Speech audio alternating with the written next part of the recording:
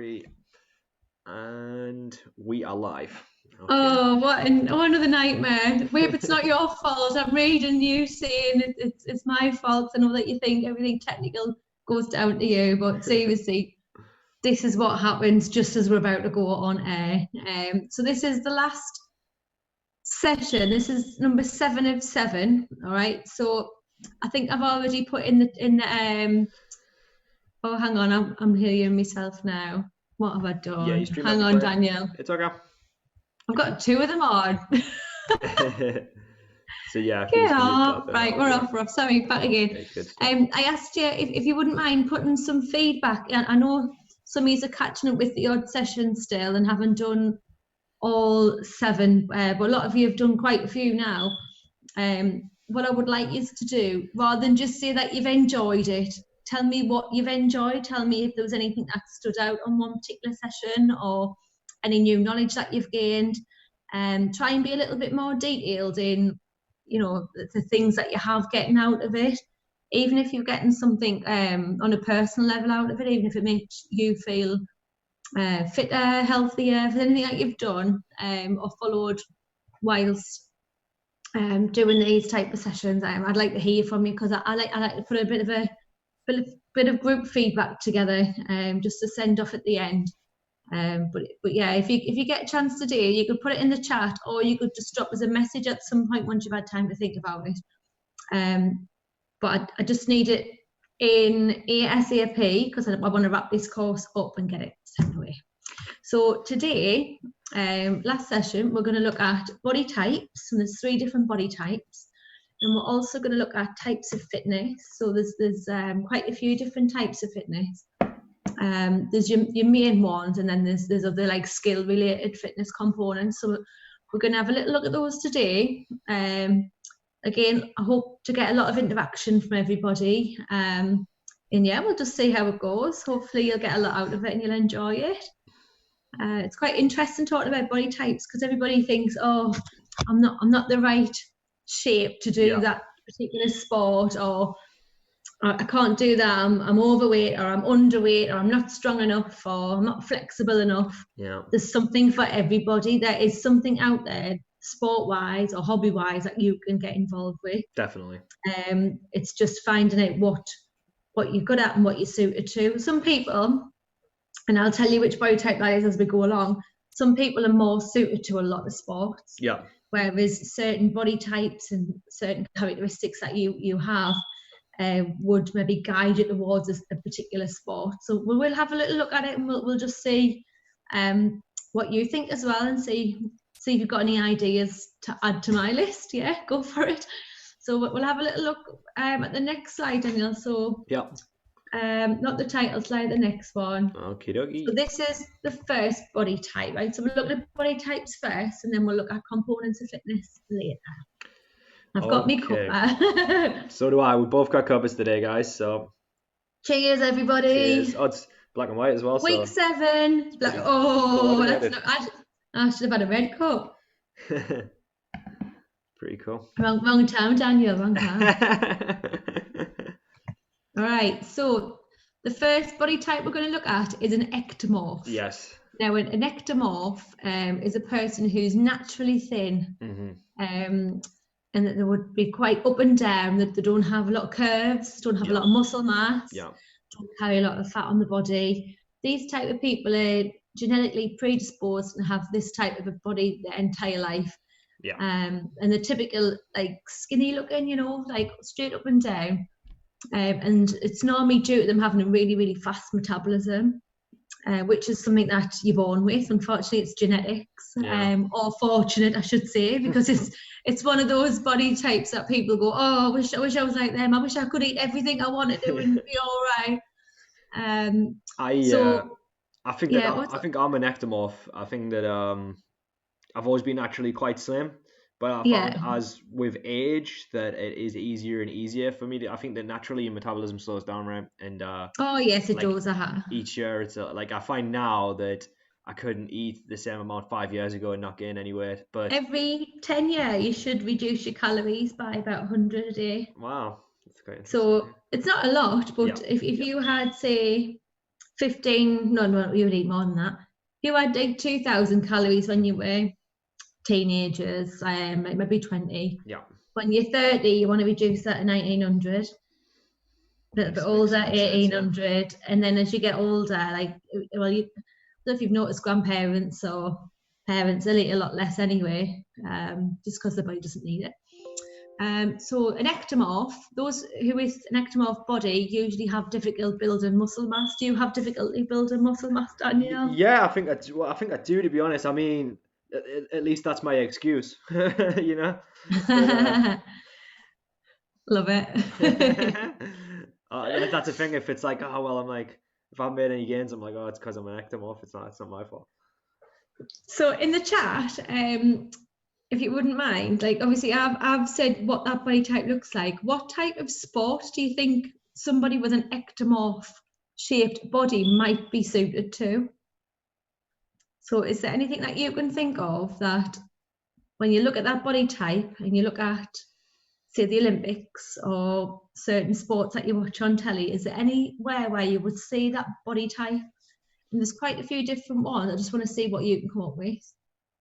And then I'll maybe give you 2 minutes, and then I'll see if there's anything in the chat, and then I'll tell you a few things to think about when you come to that body type. So we're looking at someone who's quite thin, quite lean. They could be tall or they could be short. All right. Oh, we've got a few coming to the chat now. So Anthony, marathons, excellent, Anthony. Brilliant. Definitely, and Charlotte's got running as well, and we've said basketball. Yeah. If you think, awesome, guys, good job, guys. They're really, really good, yeah. So marathon runners, they're very lean and light on the feet, and they do tend to have that body shape. If you look at Mo Farrow, oh yeah, Farrow. Oh, that was posh, Mo Farrow. Mo Farrow. No. Should we do a more sign? Do a more. Yay. Mo, you know. His body type is just like that. He's very, very slim, and he doesn't have a lot of muscle mass on his body. He'll have muscles because he does train in the gym and things like that. And he does build up his muscle mass, but very small and lean. Yeah. If you compare, say, more to like a sprinter athlete, you know, like that short bursts power athlete. Yeah. Long distance, definitely. Long distance running, yeah. So not all running, but definitely I would say anything over like a 5k, 10k, you know, if you were doing that regularly. But your sprints, your 100, your 200, even your 400 and probably 8's kind of like a crossover. Yeah. But definitely your sprints, they tend to be a little bit more muscular than your ectomorphs. Oh, for sure.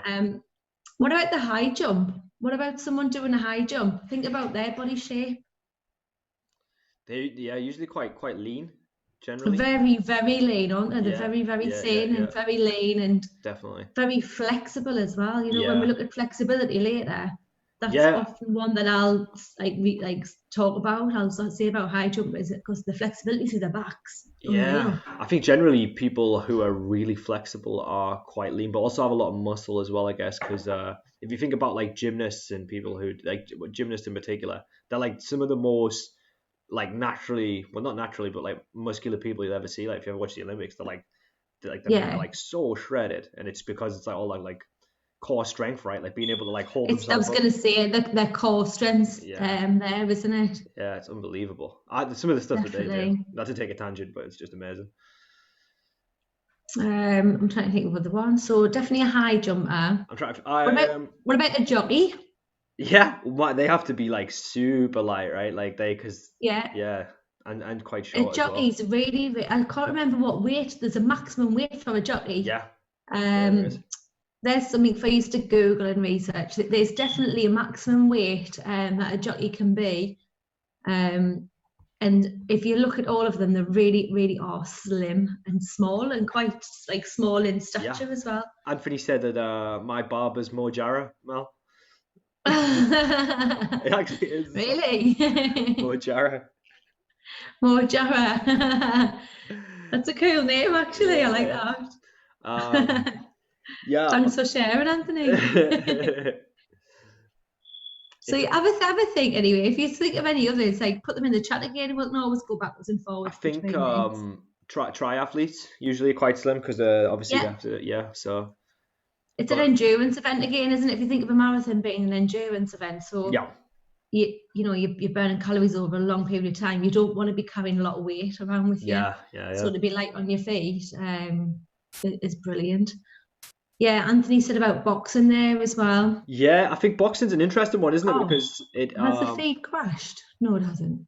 It seems alright for me. Is there ever? Can anyone in the chat say is the feed okay for you guys? It seems okay on my end. It's moving on mine. Yeah, it's fine. I think it's fine. But yeah, boxing can go right through, and we'll talk about boxing as well when we look at some of the others. But boxers can go through quite a range of different body types, so not just ectomorph. That the others will come under that as well. I'm a massive combat sports fan. Like it's like my biggest interest in sports, and I think that those body types play to people's advantage because, especially if you look at something like MMA, without giving too much away, the people who are strong may thrive at grappling and wrestling and stuff like that, and then the people who are good endurance athletes may thrive at Thai boxing or something, and they can go 5 rounds where it's like, so there's usually those kind of body types can play into the fighter's style. You know what I mean? So, and normally if you're quite lean and agile, you'll be fast at maneuvering your body around, even though you might not have the level of strength that another component might have. When you're lean and you're able to switch position quick, and there's other skills involved, isn't it? It's quite a skill, MMA. It's not just about strength. There's a lot of skill involved. Definitely. You've got to use your head quite a bit. Oh, 100%. So that's an ectomorph. So we have looked at that a little bit, but again, if you think of any others, just put ectomorph or ect if you want to shorten it, and then put next to it another example of a sport that you think would come under an ectomorph. So the next slide down, this is the other end of the scale, right? So we've got ectomorph and this is endomorph. Yeah. So an endomorph, a rounder body with a waist that is often bigger than the chest. So quite stocky build. People with this body type often have short arms and short legs, with upper part of the body and the limbs being larger than the lower part of the body. And they tend to store fat easily, and they can also gain muscle mass easily. Yeah. So one example of a sport with this type of this body type, rugby. I think rugby's quite, you want someone who can hold their own. Yeah. If you compare endomorph with ectomorph in a rugby game, the ectomorph's going to really struggle to hold their own space and drive the ball forward, even though the ball goes backwards, drive forward on the pitch. Whereas an endomorph, bit stronger, bit stockier, can hold their own space.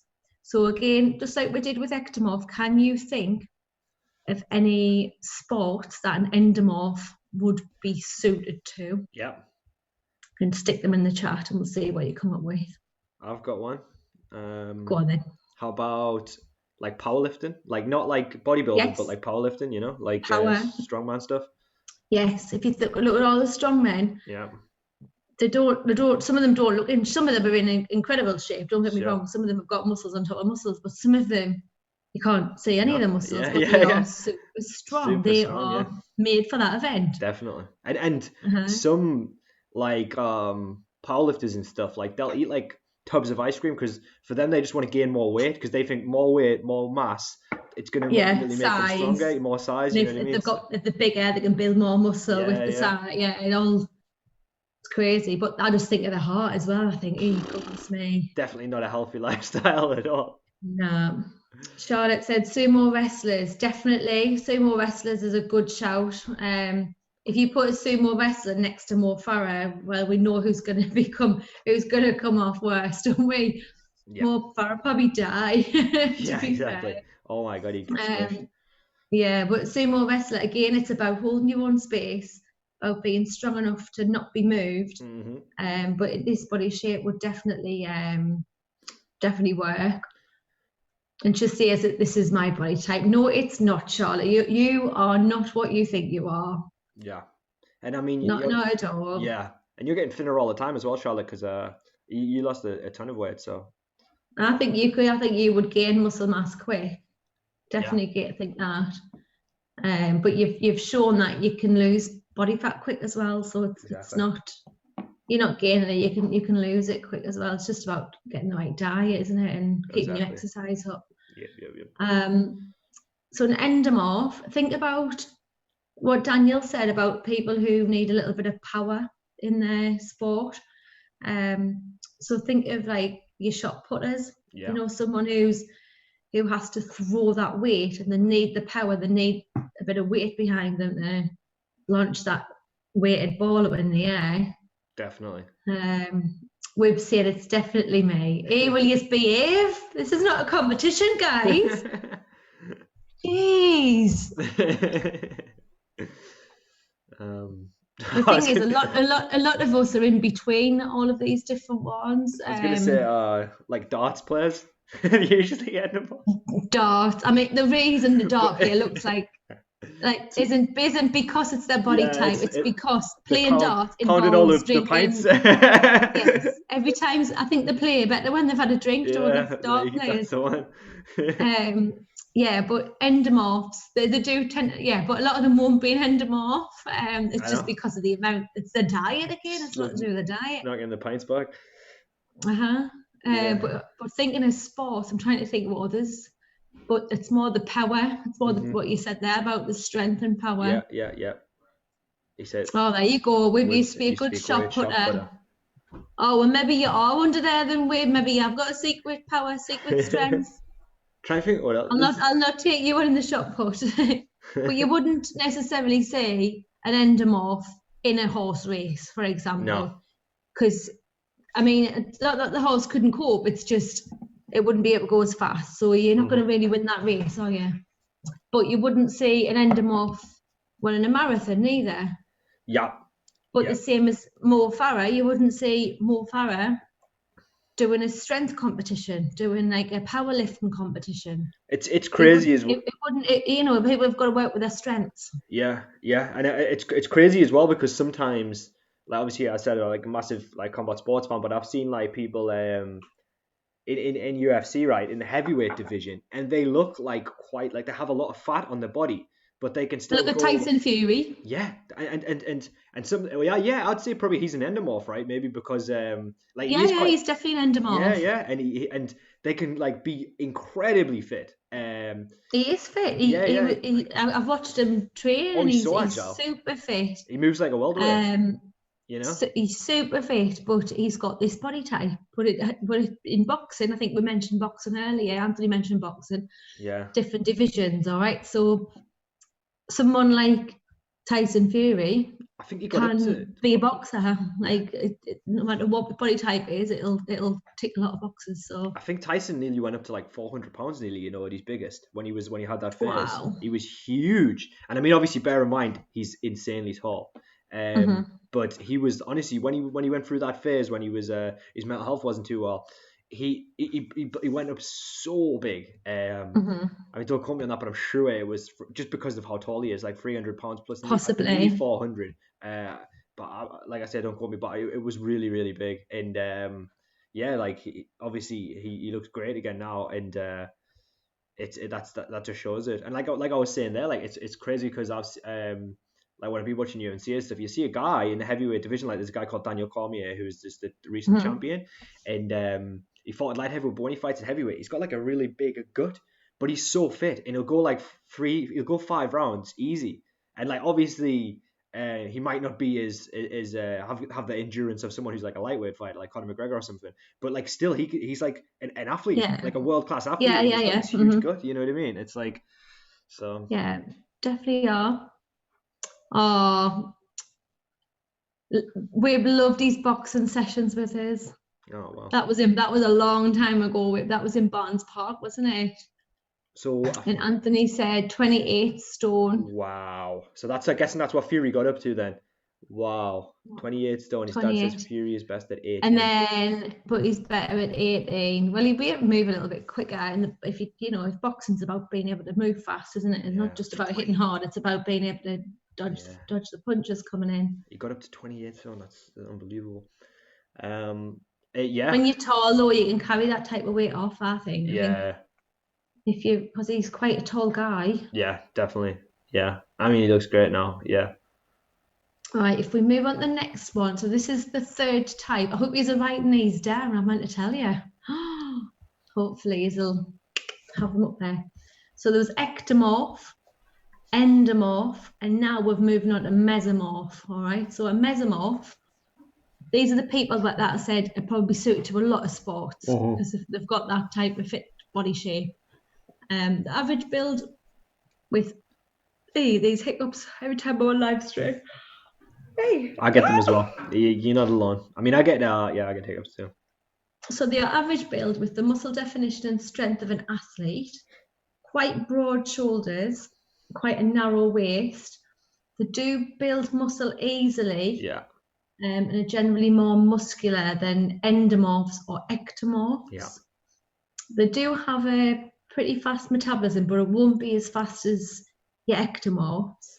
Yeah. And I've spelt people wrong. It helps people with this body type lose fat and maintain weight when they follow a healthy diet and exercise program. But you know what? No matter what body type you are, if you follow a healthy diet and you follow an exercise program, then there's only one way to go, and it's going to be a good way. It's going to be a good end result.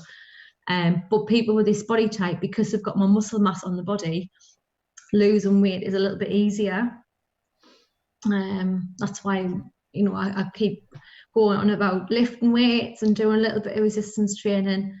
It's going to help you burn calories. It's going to make your body more metabolic efficient. It's going to burn the excess calories. So definitely all good. But yeah, again, think of some sports. Like there's loads in this category. So a mesomorph can tick a lot of boxes. Let's just see what you've come up with. I'm not going to say any. Yeah. Let's see that. Quiet. Yeah, I'll zip it as well. Let's see. Because they were coming up in the chat pretty quick before. So what sports for mesomorph would a mesomorph be suited to? I've thought of another one for ectomorph. Go on. The long jump. Yeah. And the triple jump. If you think that they need that long, thin, agile body.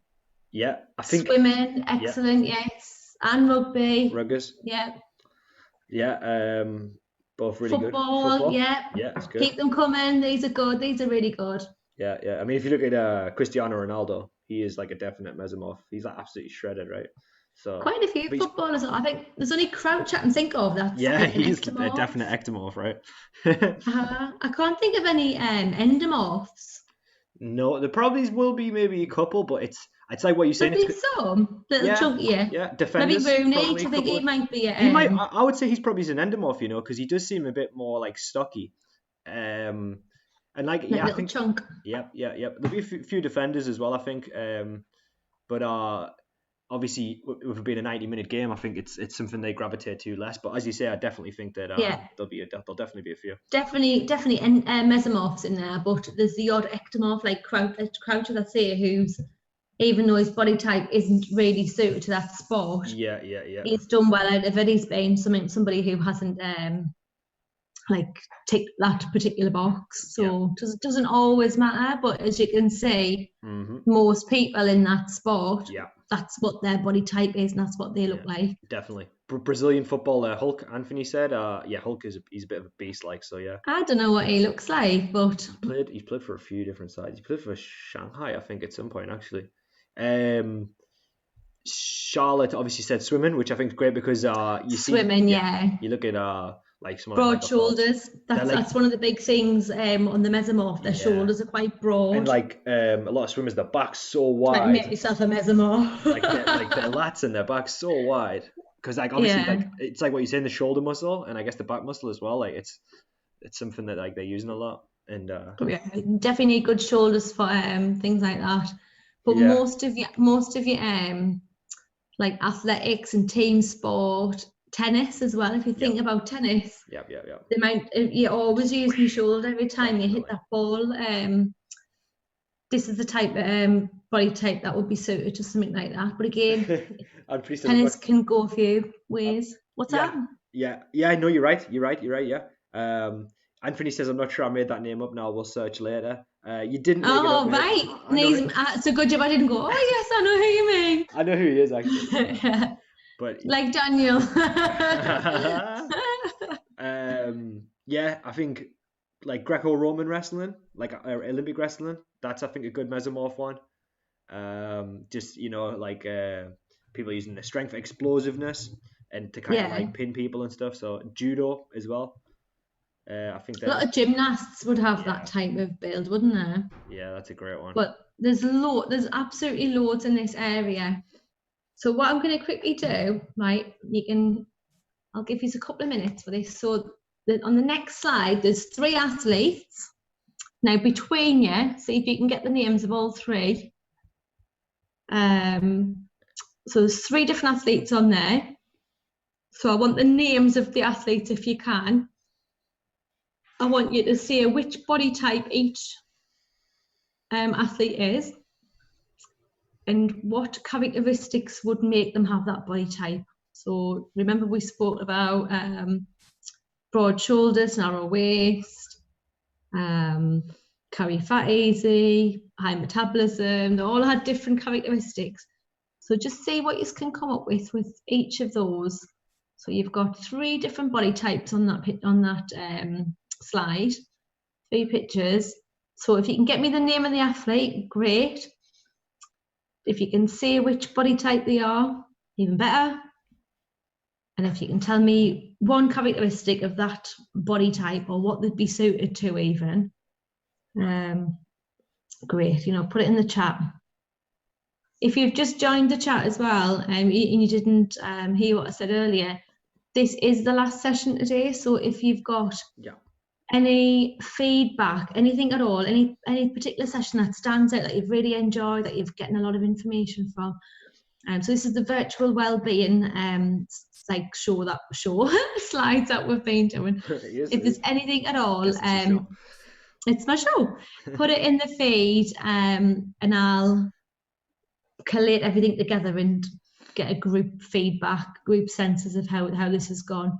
If you don't think that you want to put it in the chat and you'd rather message me separately later, then that's fine. Just drop us a text, drop us a message on Facebook, drop me an email, whatever way is best for you, all right? So I would love to get some feedback off you. Oh, there you go. Charlotte's got one. Usain Bolt. Yeah, he's in the middle there. Give it away because it's got his name on his top there, hasn't it? Yeah. So what type of characteristics does Bolt have? What body type would you say is? You're definitely right, though. You're definitely right on that one. I can't even remember the name of that rugby fella. I do not know at all. Might have to Google England rugby. Yeah, I have no idea. I'm not good with rugby. To be honest, I watch more American football than I do rugby, which is I don't know. It's a bit of an odd one, but yeah. Hey, I'm not very good here, am I? Don't even know my own quiz. I used to know all the names. It's been a while since I've done this one. See if you can find them before I can. Okay, let's have a quick look. If anybody else finds out who that is, let me know. Okay, I'm on it. Hey, jeez, not good. This is when I need my Uncle Derek in the chat because he would know its name straight away. Right, first person wins, okay? All right. You got it? My dad. No, I haven't got it. Just gonna let you win. Okay. Right. Can't see him anywhere. I think you picked like the most obscure like player ever, didn't you? I haven't. He's well known. I just don't know who he is. Wow. Okay. Hold on a second. Is he like a current player, or is it like he might have like? He might be retired now. I think that can be homework. Yeah, it's not like it's nothing coming up here.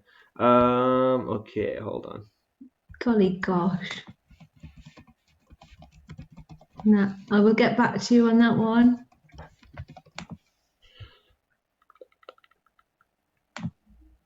No, I think we'll leave that for now. If anybody knows who that is, but he's an endomorph anyway. We can say that much. The only rugby player that I know is Johnny Wilkinson. Like, that's like literally the only one I know. Joe Blow? Done on about? What's that? Yes, I can show you that's not his name. That can't be his name, surely. Is it actually? Might be. I have no idea. We need to Google Joe Blow now. Oh, I'll let you look at it because if I keep messing on my thing, it'll probably crash. Joe Blow. Can't believe I'm Googling this. It's probably just Dan having a thought.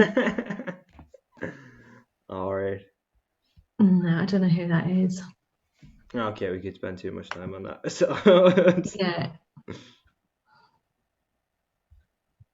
All right. It must be. I bet it's just a lookalike or something. Well, the point is that he's a famous English rugby player, so that's and he was, and his body type is an endomorph, right? So yeah. So the other ones we have on there, obviously More's on there. Nobody said More. I know. Let's go far there, Mojara. What is Dan on about? He's the original lover man. Dan, just go back and do some work.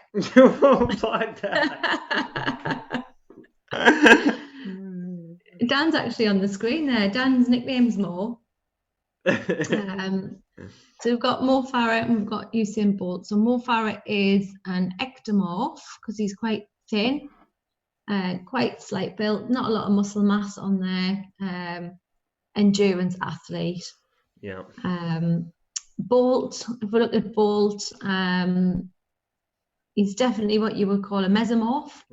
Quite tall though, so he's really a cross between an ectomorph and a mesomorph because he's got that long lean look about his body as well. Yeah, I was going to ask you that, Mel. Like, is it so that can people be a mix of? Most people are. Most people are a mix between two of them. Right. You wouldn't just get straight cut body types. Like, you normally have a combination of different characteristics between two. So Bolt's definitely an example of that, where you can see he's got really muscular arms. Yep. He can build muscle mass easily, but he's still quite tall and lean. He's like right down the middle, isn't he? So he's He must have had his. You heard right when he said like what he'd ate before. They were like, "What did you eat like in the lead up to it?" And he was like, "Chicken nuggets." That's what he said he had. Oh yeah. So yeah. Well, I was looking up. I don't know if I've ever said to you about this, but I was looking up Phelps's diet. Oh, I've seen it. Yeah. The swimmer. Yeah. And when he was winning all of these medals and he was training for the Olympics, I think it was 2008. It was a long time. Like when he was, I think I'm sure it was 2008 when he was competing and he won a lot of gold medals. Yep. His diet was horrendous. Yeah. Like when you look at the amount of calories he was getting, it was ridiculous. He was eating, I believe, was it 12,000 calories a day? Yeah, I think you're right. Yeah, a day. His breakfast was it involved. He had pancakes. He had cheese and ham, like toasties. Bowls of oats. Loads of energy drinks. I've got it here if you want to hear it, right? So have you got his diet? Go on, quickly read that. We've got time. I just got it up. It's crazy, and yeah, you did very good to remember that because it says here, Michael Phelps 12,000 calorie diet. So yeah, you hit the nail on the head, obviously. And no, I don't make things up, Daniel. I know it's all facts, so it comes out my mouth. Okay, hold on. Actually, I was on the Telegraph and they're trying to ask me to like pay for it, but so I'll get another link. So yeah. I know you had like a full bag of pasta for his dinner. Yeah, that's what it was saying as well. And then again for tea and a pizza for tea as well. And it would have been a 14-inch pizza. Are you ready for it? Okay. So come on then. For breakfast, 3 fried egg sandwiches with cheese, lettuce, tomatoes, fried onions, and mayonnaise. 2 cups of coffee. 1 5-egg omelette. 1 bowl of porridge. 3 slices of sugar-coated French toast.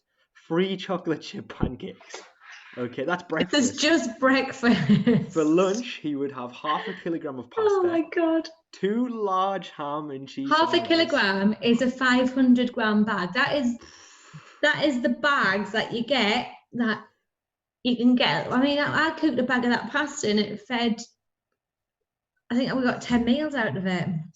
Then 2 large ham and cheese sandwiches with mayonnaise on white bread, and then energy drinks, which supplied him with another 1,000 calories. Then for dinner, he would have 1/2 kilogram of pasta, an entire pizza, more energy drinks, and that was it. But look at that! Imagine that. So I don't know how he can move after that, because if he wasn't eating, he was training or he was sleeping. That was his whole day. That was his whole life. Train, eat, sleep. Sleep, eat, train. It was a bit of everything. Yeah. But that was pretty much it. Oh, there you go. Uncle Derek's in the chat. I knew you would know the rugby player, Jamie George. There you go, Jamie George. I was hoping you'd come online and save the day. Couldn't remember his name. It's been a while since I've put these pictures up. So, yeah, I remember the first two, and then I was like, oh my God, I don't know the last one. But he is definitely a mesomorph. All right. So a lot of mesomorphs, if you were to put them on the BMI scale, a mesomorph would come out as being clinically obese or morbidly obese. But actually, if you look at the amount of rugby players that would be down as being obese, they're all pretty muscular and fit and active, and the BMI scale that in that case isn't really appropriate for somebody with that body type, because you can see that they're active and you can see that they do train a lot. So it's just because they're heavy doesn't take into account their body composition at all. They say muscle obviously weighs more than fat as well, right? So that it does. Yeah, I should have had something on to show you. So that might be the amount of muscle. Yeah. Can't think of anything else to lift up. Muscle, that could be like equivalent fat. Wow, that's interesting. It's about 1/5 of the size. Wow. So I think I was training a girl a few years back now. I was training a girl and she went down 2 dress sizes, but she only actually lost 2 pounds. Wow. But the shape of her body completely changed. And that was because she then had a lot more muscle mass on her body. Yeah, I've seen that. Yeah. That's a thing. I've seen pictures of progress pics where people they haven't lost that much weight, but they look completely different, and it's because they've gained some muscle. It's evened out. Or you can actually gain weight and be smaller. Yeah. Weight's just a number. I would give up on the scales. Yeah. So the next slide, Daniel, if you move to that one. So we've looked at ectomorphs, mesomorphs, and endomorphs. All right, so we've looked at 3 different body types. I'm now going to move on to components of fitness. Now, I mentioned components of fitness before, so there's some what you can kind of relate to as being a main component, and then you've got skill components as well. So there's a bit of a mix here. So I've just put them all on, and I'll quickly go through each one. So you've got cardiovascular fitness or aerobic fitness. All right, and I'll explain what each of those are with a definition later on, but you might have heard of that term anyway. So it's either CV, cardiovascular, or aerobic endurance. The next one along from that is muscular strength. So what I will do, if we go back to cardiovascular, an athlete that might need good cardiovascular, so using their heart and their lungs quite a bit, is somebody who, like Mo Farah, like we've just mentioned, he does marathons. His heart and lungs are working continuously over a long period of time, so he needs good endurance, but it has to be cardiovascular endurance or aerobic endurance, all right? Because he's in the presence of oxygen all the time. He needs to keep his body filled with oxygen all the time in order to complete that race. The next one, muscular strength. We've just been looking at endomorphs. Muscular strength are your powerlifters, people who maybe just lift that one lift once, and it's about strength, and strength comes with size as well. So muscular strength, again, some sports require that, some don't really need that at all. The next one, muscular endurance, a lot of sports require that. So muscular endurance could be when you hitting a ball over, so tennis, for example, if you're hitting a ball over and over again, that movement against a small resistance or force is endurance, but it's endurance through your muscles. You're not lifting a barbell and trying to go for a world record and do one lift at it. You're hitting it over and over again. So endurance is repetitive movement on a muscle group. Body composition. Some people think, well, what's that in there for? But certain sports need a certain body composition. So I did mention before when we were talking about ectomorphs, them's your thin, quite lean body shapes. Someone like a jockey, their body composition is going to be very low muscle, so low muscle mass, quite thin, probably quite short as well. So they're not going to have probably a lot of body fat on them or a lot of muscle mass. So their body composition, it goes by your percentage of water, muscle mass and fat mass. And those things are important for certain sports. If you think of your power lifters, Daniel, you mentioned before about that they're going to need a bit of size on them. They're going to need, definitely. And they're not all really ripped to bits and muscular. No. Some of them are just big and bulky, but they are strong. They are really, really strong. So their body composition suits their sport. So just have a think of different body compositions and what sport that might be suited to. I mentioned the high jump before as well. You wouldn't get anybody who carries a lot of weight doing the high jump.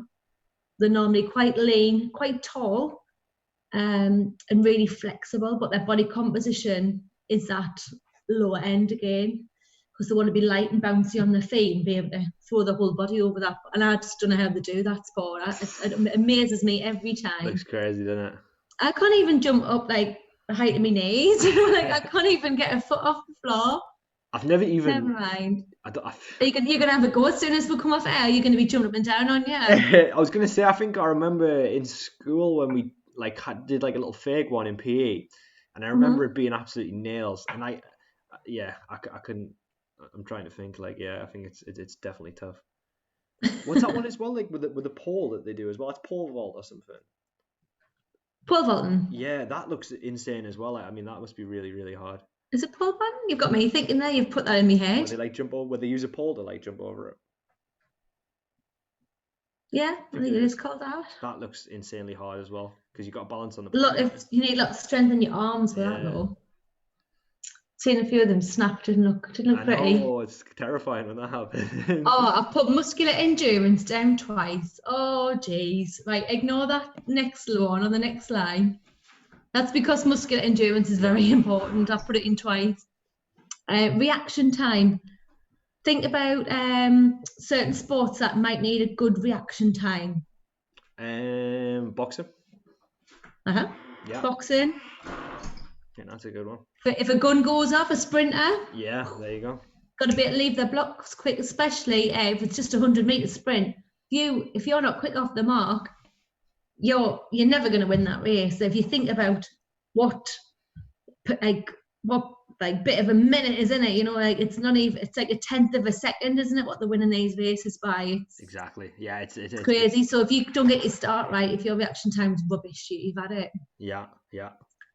Boxing, definitely you want to try and dodge those punches and not be hit. That's the thing, isn't it? It's like, you got to be able to kind of read what they're going to do and be able to react quick enough. So yeah, definitely. What about a goalkeeper? Yeah, definitely. Think about how quick those balls come at you. Yeah. You've got to be able to move and you've got to be able to try and read the game. Yeah. And react quick. Any combat sport, anything where you've got something coming towards you. Oh, there you go. Tennis, excellent. That's a really good one. Think about you could be running one way on the court and then all of a sudden, bang, the ball goes completely opposite end, opposite corner.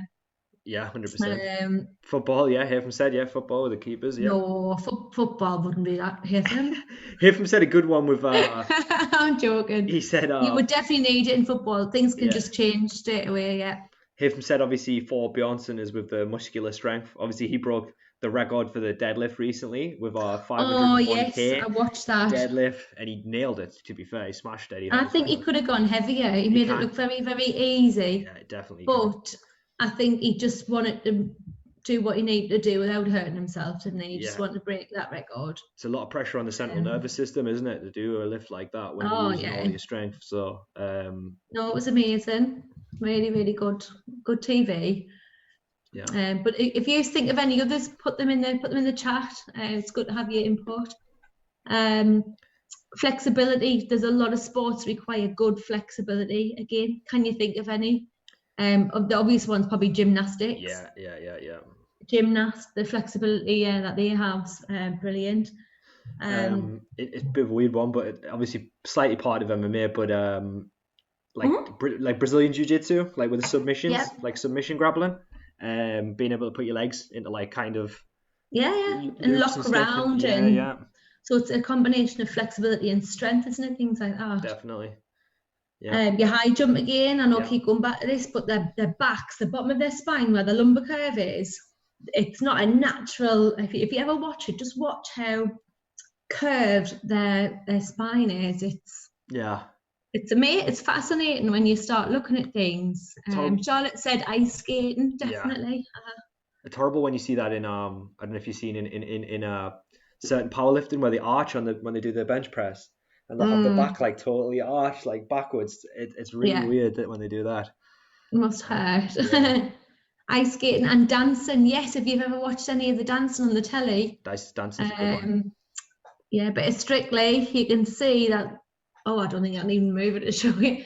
They flip backwards, don't they? Some of them, and through the legs, whipping round the head. Yeah, there's all sorts going on in there.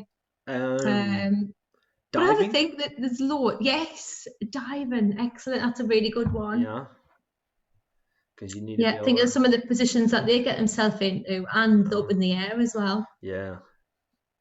So we've got flexibility. On the bottom line, coordination. So being able to coordinate, maybe hand and eye coordination, getting your feet to move. Yeah.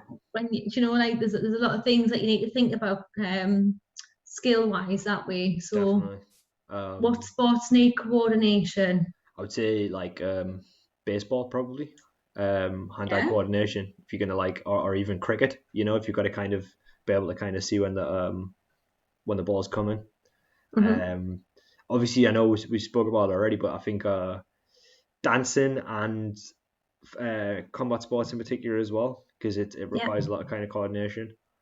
Quite a few, definitely combat. So anything, even boxing, you're moving your feet all the time. You're not just watching for the punches. There's a lot to think about footwork, without realizing. The footwork aspect, absolutely, yeah. So a lot of sports need coordination. 100%, yeah. What about power? Power, like anything that kind of like we were talking about, kind of powerlifting and stuff like that. Like we mentioned, obviously the clues in the name. So power is a combination between strength and speed, so it's a bit of both. Right. Brilliant. So we'll look at power. We'll look at the definition of that later, and then you might be able to just trigger off a few things that you can think about. So I go on, Mark. Sorry.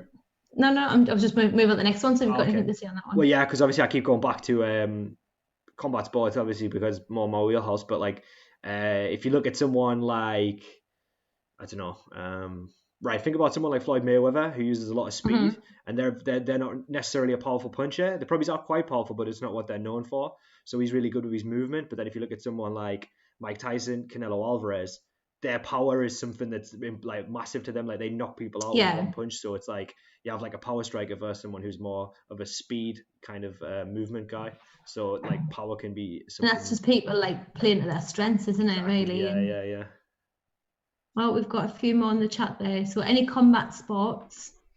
Right on that one. Power and sprints, excellent, Anthony. So think about a sprinter, the power that and the angle that they leave the blocks in as well. Like they don't get upright until they're like nearly halfway down the track. Yeah. And Charlotte said javelin, really, really good. If you think speed running up to that line, and then they've got the power of like throwing that and projecting the javelin as far down the field as they can. That's a really, really good example, Charlotte. Well done. The next one is speed. So these are quite obvious. So anything that needs an element of speed, and speed is just how quick you can get from one point to the other. Yeah. Any team sports, anything where you might have to chase a ball or get into a position quickly, anything like that could involve speed. The obvious one is going to be your sprinting. What about like toboggans and things like that, where they've got to sprint and jump in something? Yeah.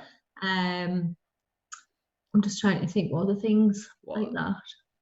Yeah. There's a lot of things where you need it, but then it's just short and snappy and not for the whole event. It's something like just a quick burst of speed. What about that, like one on the bicycles that they do in the Olympics, where it's like on the side, it's in like a dome, and they're like bombing around on the bikes. Do you know that one? You look at me like, what's it called? But yeah, in the dome. Yeah, in the dome. That's the one. I kind of think it's something dome, velodrome or something. Yeah, I think so. But like, I can't remember how you pronounce it. They go pretty fast on. I know what you mean. Yeah, they do. And it's little bursts all the time, isn't it? Because it kicks in at the end. Yeah. There's a lot of endurance in that. Indoor cycling. There we go. No, it's called something, Anthony. We're trying to think of the name of the dome that it's in. I'd love to have a go on that. I've obviously never done that before. It looks like long jump needs speed. That's a good one. Yeah, ice hockey, yeah. If you think about it on the ice. Ice hockey's a good one. Velodrome, there you go. I knew I was close. I was so close. Yeah. Agility. This is being able to quickly change direction without falling over. So it's how quickly you can change direction and maintain your balance. So footballers, if you think all of a sudden the ball's changed direction, you're moving where you are on the pitch, and any sport again would need that. Yeah, is like hurdles a good one for that maybe, because you got to kind of like jump all the time. So yeah, I think definitely. And a lot of sports you could tick about 3 or 4 for each one. Yeah, for sure. We would come on to different ones, but agility, quite a few sports need that, definitely. Basketball probably massive for that. Yeah. Being able to kind of how quick they like move around. Yeah. Horse riding, yeah. Definitely horse riding. I'm loving the input today. He's on fire with it. Yeah, we're smashing it out. It's really I'm really enjoying the lesson. Like, to be honest, it's really good. You always enjoy my lessons. Of course, I do. Yeah, I do. All right, we'll move on to the next slide. So I'm just going to give you a quick definition. Now, hint, nudge, nudge. You might want to make a mental note or get a pen and paper and write a couple of notes down, because I've got a quiz coming after this and I want to check what you took in. So we'll do like a bit of a quiz. So cardiovascular or aerobic. So we're going back to the start now. This type of training works the heart and the lungs. All right. So if you think of CV and aerobic, think about your heart and lungs and being in the presence of oxygen. Next one is muscular strength. So that's the amount of force a muscle can produce with one single maximum effort. Right, so you're not repeating it. So for someone who was doing a power lift, you wouldn't expect them to do another power lift 10 seconds later, 20 seconds later. Yeah. So body, you couldn't do it. You put everything you have into that one lift. Yeah. So that's the difference. People think, muscular strength and muscular endurance is the same thing. They are not the same thing. You could never, if you watch Thor, he couldn't come back out and do that again. No. Well, if you see when Eddie Hall when Eddie Hall did the original 500, he's like, when he's lifting it, his nose starts bleeding. He's straining that much, and he passed out. Like, he blacked out on that. When he got back, he blacked out. So it's the amount of exertion that. Don't want to do that at home. Don't go for 502. All right. Don't do it. It's very silly. So that was muscular strength. Muscular endurance, so it's going to be a lighter weight. This is when your muscle contracts over and over and over again over a period of time against a light to moderate load, all right? So it's not too heavy. It's something that you could keep going with, so like if you were playing a sport of some sort what had a little bit of resistance in there. Even boxing comes under muscular endurance if you think you're constantly hitting a target, so you've got that impact that way. On the next slide, so there's a few more. So body composition. So body composition is the ratio of fat, water and muscle in your body. And we said before, certain sports require a certain body composition in order for you to be good in that sport or be at your best in that sport. Flexibility, so this is the range of movement that you have at each joint. And there's ways of making yourself more flexible as well, and that's just by practicing and going through the moves. And you can even get somebody, if you were doing like a chest stretch where you put your hands on the base of your spine and lift your elbows back, if you got somebody just to push in your elbows a little bit, you'll feel it a lot more around here. Not to hurt you, but just to like hold that body in position a little bit. You're stretching now, aren't you, Danielle? You can see like, oh, I love my stretches, man. I get really achy sometimes, so I love doing yoga stretches. It's honestly the best thing ever. God. But yeah, it's flexibility is the range of movement in each joint. Balance, this is the ability to maintain your centre of mass over a base of support. Now that sounds a bit long-winded, but if you think about balance being, if you're on one leg, that's the base of your support. So if you're on one leg balancing, it's about being able to maintain that balance on that particular leg. So you're trying to think about it being over the top of the centre of that leg. Normally you put your arms out to help you. Yeah. But it could be anything. So you don't have to just balance on your legs. Like if you think of some gymnasts where they open a handstand or they're doing something where they're balancing on their arms, think about the rings, when they're up and they're upside down on the rings. Yeah.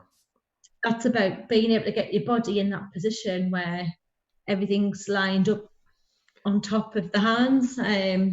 But the hands at that point would be the base of support. Yeah, so it's like, do you think that like people with a strong core obviously might have better balance just because they can kind of engage it more, or not necessarily? Or even if you were doing like, even if you're working your abs and you were doing a sit up, if you ever done it where you're on your bum and you've got your shoulders and your arms up, but you've got your legs up. Yeah. The base of support's actually your bum in that case. There's one that I do call it. Like I do. You could go one or the other, but the idea is like you stay there. I do a Pilates one time, and there's like a move called sometimes there's like a move called the earthquake, and it's like what you say. It's where you've got your bum on the mat, you've got your legs up, and then you've got your body is 30 degrees, so you're not like lying down, and you have your arms out, and your whole body just starts to shake like that. It's like But your bum's your base then. Yeah. So if you think of it, that's the centerpiece that you need to keep balance. Everything needs to weight bear against that. That's a hard move. I thought it was an easy thing, yoga. Well, it's Pilates more that I think. Pilates, sorry. I thought it was easy. People underestimate Pilates. A lot of guys won't do it. I know. I'm winding you up. No, it's a legit thing. I think I mentioned in one of my last chats actually that a lot of footballers they were doing Pilates and yoga as part of their training because the hamstrings were getting too tight and there was a lot of injuries at the time. Pilates is great for your core, man. Through hamstrings. Yeah, I don't know why it gets such a bad rap, but it's good, man. Pilates. Speed. So I said before, how fast an athlete can travel over a set distance. So 100-meter sprint. So it's given the distance. So which is 100 meters, and then the time is how quick you get from A to B, so start to finish. So that would be your speed. So it's how quick you move over a particular distance. Wow. On the next slide, so we've got a few more. We've got agility. So this is how to move quickly and precisely in different directions or without losing balance. All right. So agility is a little bit of everything. It's quite a skill component that one. Reaction time. This is how long it takes you to respond to something. So the example I've put on there is a sprinter reacting to the start gun. Yeah. Coordination, smooth flow of smooth flow of movement needed to perform a motor task efficiently and accurately. So it's just about being able to use your hand and eye coordination, or your feet and your hands, or when you're trying to think about using more than one thing at once, you're using coordination there. Right. Would darts need coordination? Definitely. Like pint in one hand and then the dart in the other hand. So it's like dart, drink, foot, drink, foot, drink, foot, drink, foot. That's it. We could do a dart dance, couldn't we? And the last one I've put on there is power. So we said before, power is a combination between speed and strength. And I loved the example that Charlotte put in earlier about throwing a javelin. I thought that pretty much summed that one up. So thanks for input on that one. Now we have got a little bit of a quiz, all right? So it is, it's not a word search, it's a crossword, but I've got the clues, all right? So types of fitness. You needn't draw the crossword out, but what I'll do, I'll give you the number and I'll tell you how many it is. Mm-hmm. If you can maybe point to wherever it is on there, because you'd be able to see it, Daniel, won't you? Yep, can do. So I'm going to start with 4 across, which is the first one that goes across. Can you see that? So yeah, so it should be that. Can you see it? That's the one there, right, guys? So 4 across, right? So we know there's 5 letters in that. So I thought this might be an easy one to start on. So you either write on a piece of paper, or do you know what? In this instance, I don't mind you putting it in the chat. So if anybody knows what it is, put it in the chat. I'm fine with that. It's our last session. We can be absolute rebels and help each other out today. Guys. Bit of teamwork. A good teamwork effort. Makes the dream work. So number 4, how fast an athlete can travel over a set distance. What do we think that is? So how fast an athlete can travel over a set distance. Which component of fitness do you think that would be? 5 letters. And it begins with a S. I'll give you guys a clue, okay? Are you gonna get up and demonstrate a sport in that with? There was a Newcastle, right? If I'm correct, there was a Newcastle midfielder. It was their second name. A few years ago. Really? Yeah. Does anybody even know who Newcastle is on this chat? Oh, Anthony's in there actually. Oh, there you go. Speed. See, he's a Newcastle supporter, I think. There we go. You got that one straight away. Well done. So speed. That's the one. They're all coming in. Speed. Yes, well done. So the ability to travel over a set distance is speed. Well done, everybody. Great effort. Right, number 6 across. The ability to quickly and precisely move or change direction without losing balance. What do we think that is? And it is 7 letters. This one begins with an A.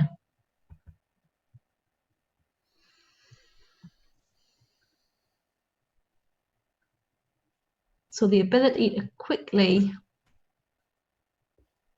and precisely move or change direction without losing balance. What do we think it is? I'm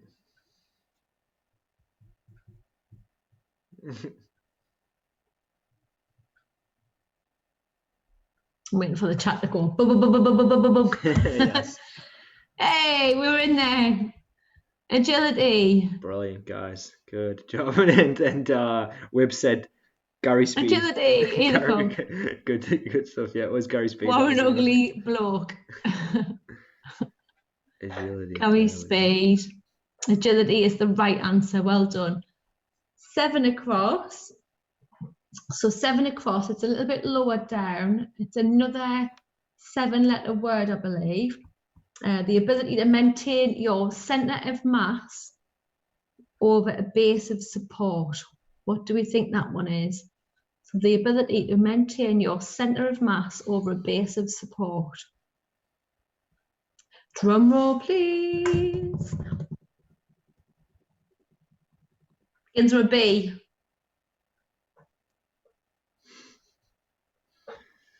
Oh, that's a good clue, guys. I'm not a bird. And I'm not bonkers. Hey, well done. Anthony's straight in there again. Good stuff, Anthony, mate. Balance is the right answer. Well done. Well done, Charlotte. Balance, excellent. Good job, guys. It was my balancing move, wasn't it? You've all got it from that. All right, number 8. So 8 across. Well done. Oh, we're all there. Susan as well. Well done, Sue. Welcome to the chat. So 8 across is 5 letters. So this is a combination between speed and strength. So a combination between speed and strength. It begins with a P, this one. It's 5 letters. Speed and strength.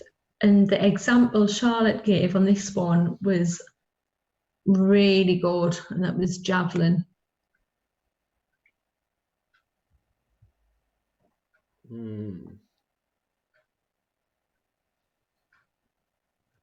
Sue's just walking up. Love it, Sue, love it. But just in time.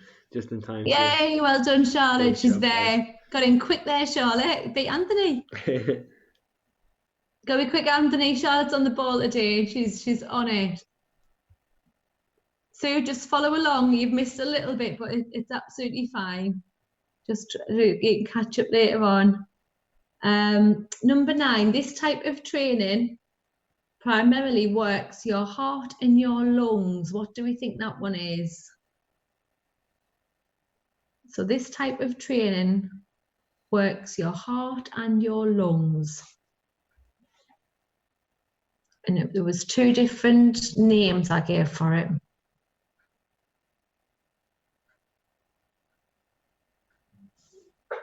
Okay. You got it? I think so, yeah. And somebody who does like a long distance endurance event might need this type of fitness. Cardio's right, Sue. Well done. Yeah, good job. You guys are acing this. Rob's in the chat. Hello, Rob. Hey, Rob. Can't wait to see your fitness video. Yeah.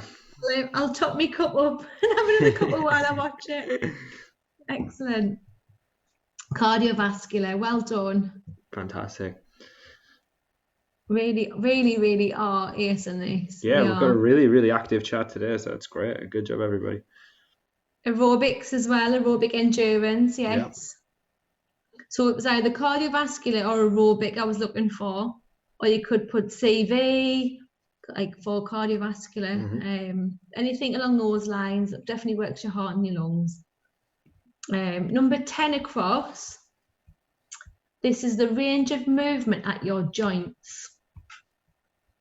So 10 across, I'm trying to count how many letters I've got on that one. 5. Oh, it's a long one. It's 11 letters. So the range of movement at your joints. Some sports that need this could be gymnastics, could be dancing, could be high jump, could be hurdles.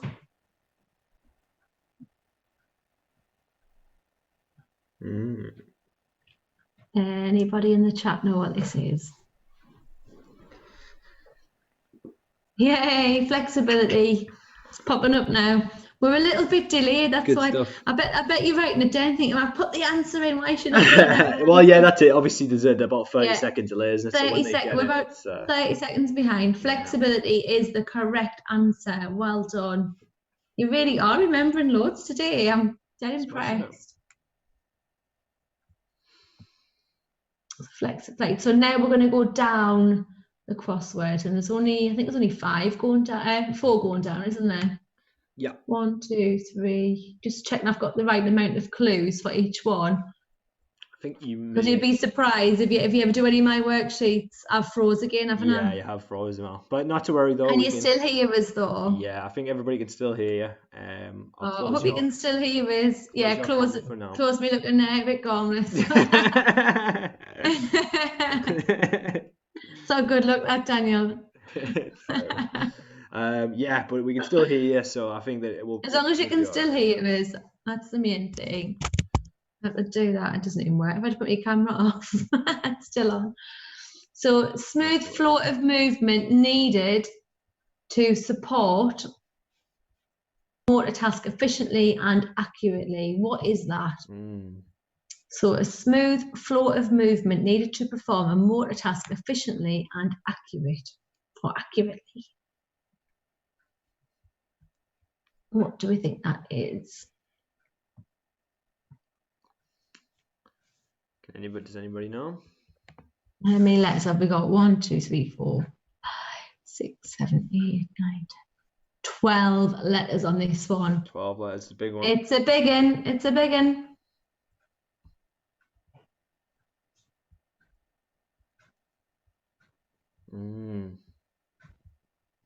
Begins with a C, if that helps. Begins with a C.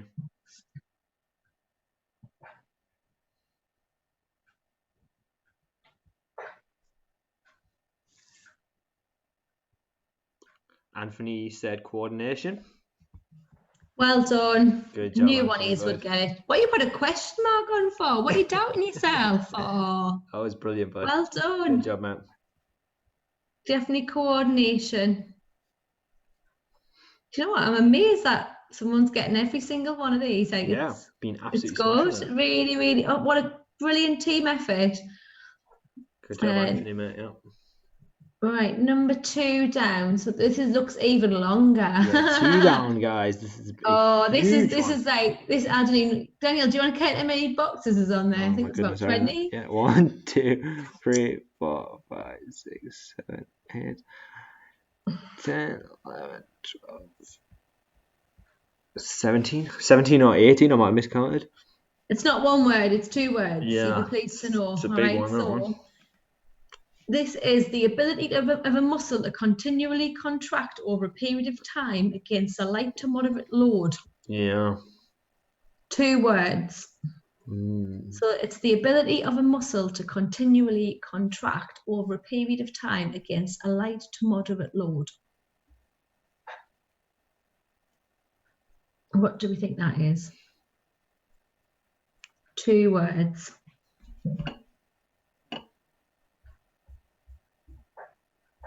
First word begins with an M. Second word begins with an E. Oh, they're in the chat already. Wow. They've got it. Boom, Solid, boom, Anthony. boom. Smashed it there, straight in there. Fantastic, guys. No hanging around, mine, is there? Good job, guys. I'm very impressed that you've all been sitting, absorbing, and taking all this information in. Killing it. Number 3. Time taken to respond. So the example I've put is sprinter and start gun. And again, this is 2 words. Yeah. First word begins with an R. Mm-hmm. Second word begins with a T. An R and a T. It's 2 words. Yeah, 2 words. Let's see. So you put this one in first.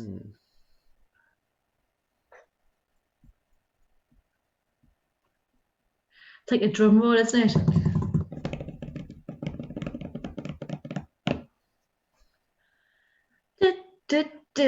Boom.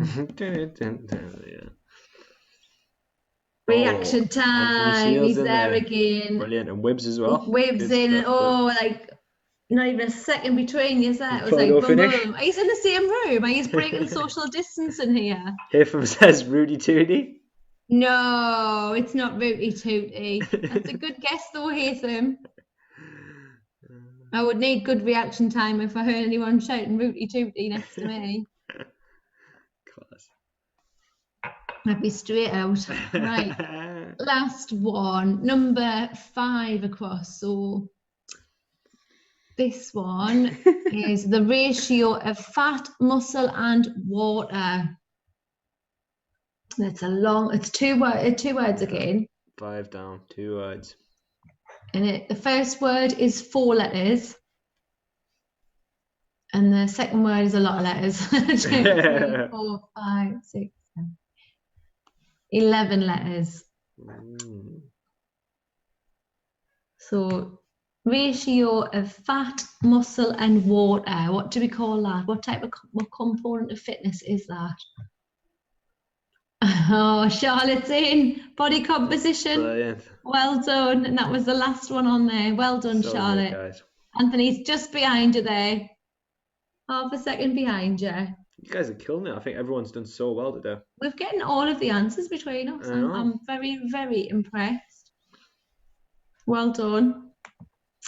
So that is the end of that little quiz.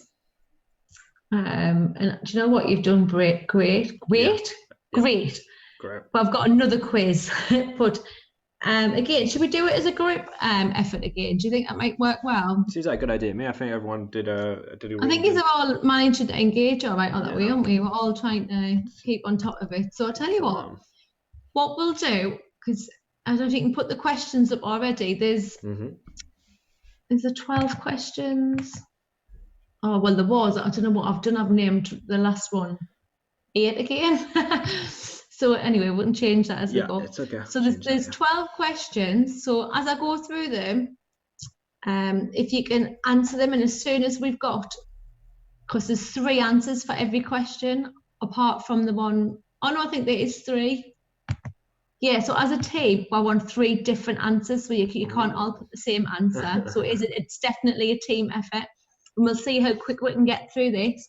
So if you're answering, put number 1 and then put your answer next to it. So number 1, can you think of 3 sports that require good cardiovascular or aerobic endurance? So you're just typing in number 1. Yeah. And then you can put 3 guesses down if you want, or you can just put 1 and then other people in the group can add another one. So can you think of 3 sports that require cardiovascular or aerobic endurance? So that's number 1. Who can think? And number 2, if we do 2 at a time. Yep. Can you think of 3 sports an ectomorph body type may be suited to? Okie dokie. So now we're going right back to the start of the session. So an ectomorph, anyone who jumped in a little bit later today, an ectomorph is somebody who's quite thin and quite lean and light, and they don't tend to carry a lot of body fat. So running's correct. Well done. Good job, Charlotte. But I need 2 more. I need 2 more. 2 more, guys. Sports that have cardiovascular or good aerobic endurance. So running is correct. Running's right. So that's 1. From a group effort, I need 2 more. I feel like I'm doing an auction. 2 more. Anybody? 2 more. There's 2 more. 2 more. 2 more. Good. Well done. There we go. Oh, long jump. No, I'm not going to accept long jump, Mark, because it's short and it's over pretty quickly. So I'm looking for endurance events. I'm looking for, but hang on to long jump because you might need that later, and I'll give you a shout when that can be used. Yeah. Swimming's definitely one, because if you think about swimming, you could be in the water for a long time. Oh yeah. So we're looking at sports that you would be doing for a long period of time. Yeah, gymnastics. I'll take that one. Right, for number 2 for ectomorph. Yeah, okay, we can have that. Boo from Mark. Come on, I need 1 more answer for number 1. I need 1 more.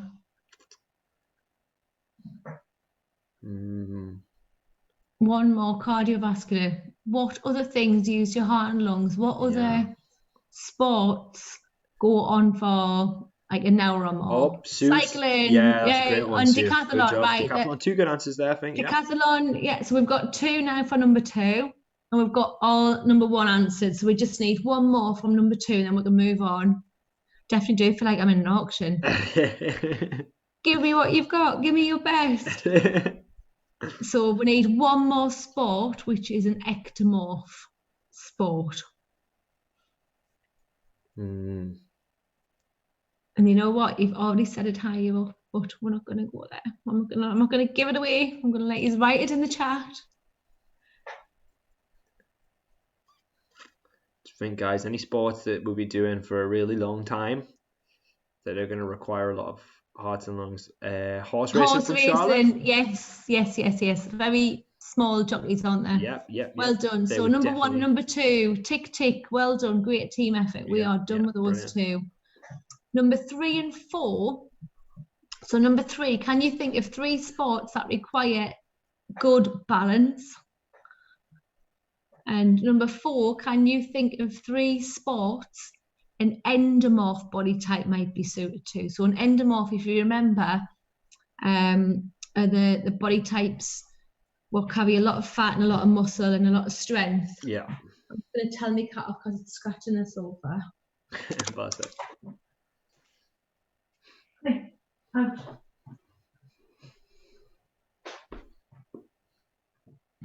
So guys, any sports that require good balance and any sports that would be suited to an endomorph type body. Do we have any thoughts, guys?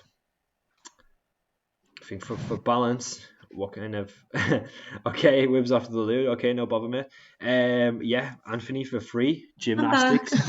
That's an absolutely class one, dude. Of course, gymnastics really good. Well done. Sue as well. Good job, Sue. Charlotte's got a good one for 4 there. Rugby, absolutely for a bit of rugby. Yes, rugby, definitely. Definitely, that's a great one. So we need 2 more for number 3 and 2 more for number 4. I've got you thinking now, haven't I? Yeah. Strongman competition, you can have that one. Yeah, definitely. 3 ice skating, yes. So we've got 2 for each one now. So we need 1 more on 3, 1 more on 4. Going. Who's got it? Come on. It would be good if it was the strongest, world's strongest mom. That would be a good competition. I didn't even notice that, Anthony. I love it. Yeah. Put that in the highlights. Yeah, definitely. Classic. Free dancing. Yes. Yeah, class.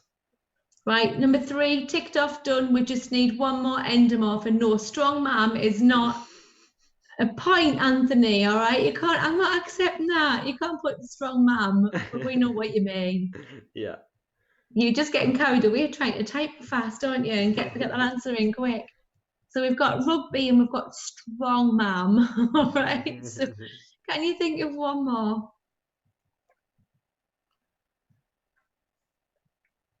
Flying. Oh, and here all the cogs turning. Yeah. 1 more, guys.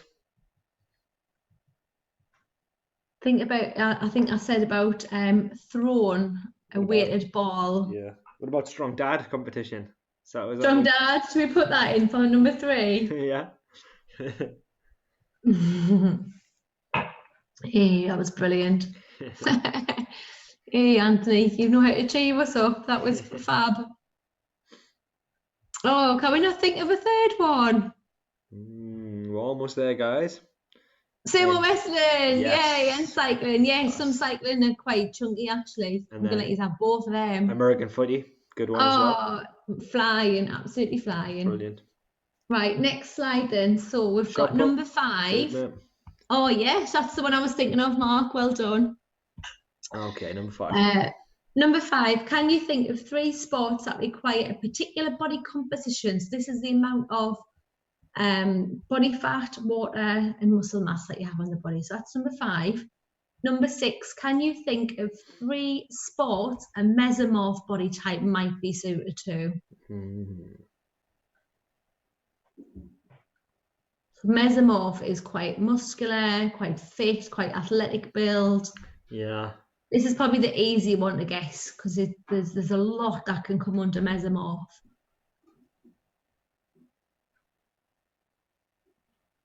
So remember, when you answer and put the number at the front, so put number 5 or number 6 and what answer you're answering, just so I can see which question you're relating that answer to.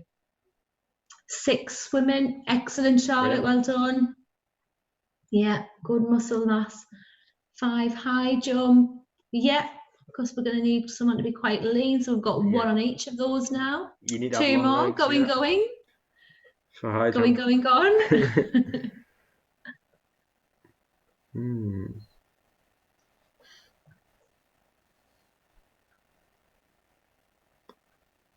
Anything else, guys?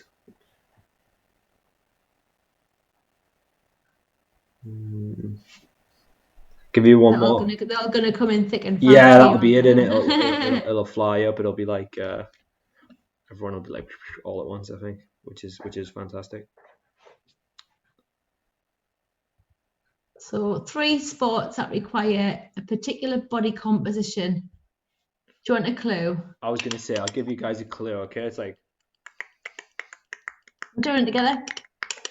I'll do the sound effect. How about that one, guys? High jump, triple jump. For number 5. Yes. Yeah. Excellent. 6, tennis.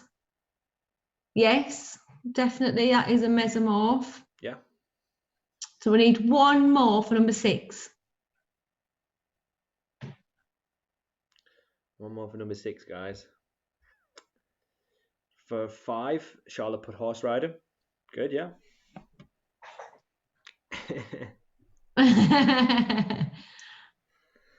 Must have been a good clue, that, Daniel. Yeah, I think it was. I think it was our joint effort. I think that's what made it. For a mesomorph, one more, guys.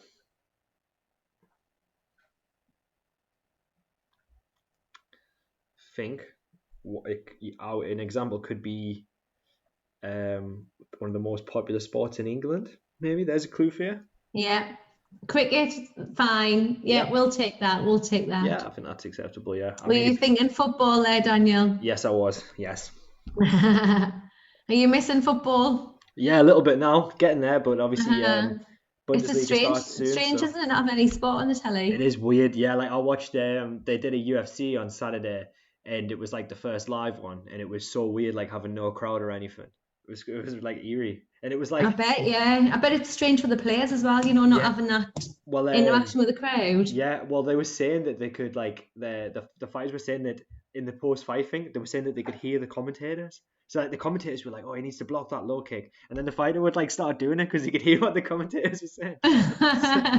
So it's crazy. That's brilliant. Yeah. All right. Oh wait, there we go. Got a couple more. So F1 races are really, really are. Yeah, that's it. And they've got to really concentrate as well, like because it's a dangerous sport. That I know. Do you know they lose they lose a few pounds in water every time they race. I've heard that, because of the sweat. And football, definitely that's the one Daniel was trying to get used to say. So number 7 and number 8. So can you think of 3 sports that require good coordination? And 8, can you think of 3 sports that require good agility? So 2 different ones. So coordination, think about hand and eye coordination. And then agility, think about being able to quickly move and change direction without falling over. Yeah. So 7 and 8. Again, we'll do it as a team effort. We'll see how we get on with that. If you need some clues, let us know. But I think pretty much any team sport would need a bit of both. So you could probably put 7/8 and have an answer for both on this one. Double up.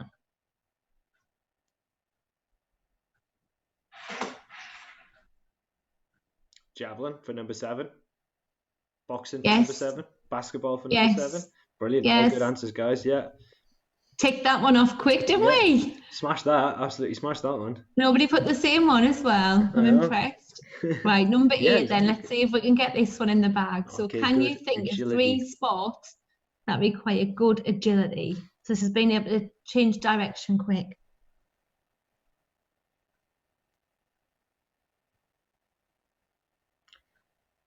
Yeah, and Derek put rugby for number 8 for agility. Definitely, yes. Absolutely.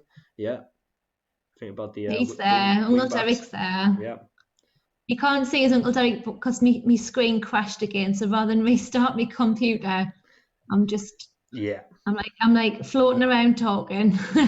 we got into a point where we're that far into the stream as well. It wouldn't, probably maybe. No, it's not worth it. Tennis, excellent. Yes. Good, yeah. So we just need one more. Football, yes, definitely. Yeah, think about being able to change direction quickly. Definitely. Please don't put question marks after. You should not question yourself. You need to be very confident when you're putting these answers in. Right, football. Yeah. Well done. Good. Squash? Yeah. Squash is definitely. Yeah. Absolutely for squash. Yeah. All right. Last little page of the quiz time then. So number 9, can you think of 3 sports that require an element of speed? Yep. So it doesn't have to be fast all the way through. It might just be now and again you have to just do a little burst of a sprint somewhere. Can you think of anything that might come under that category?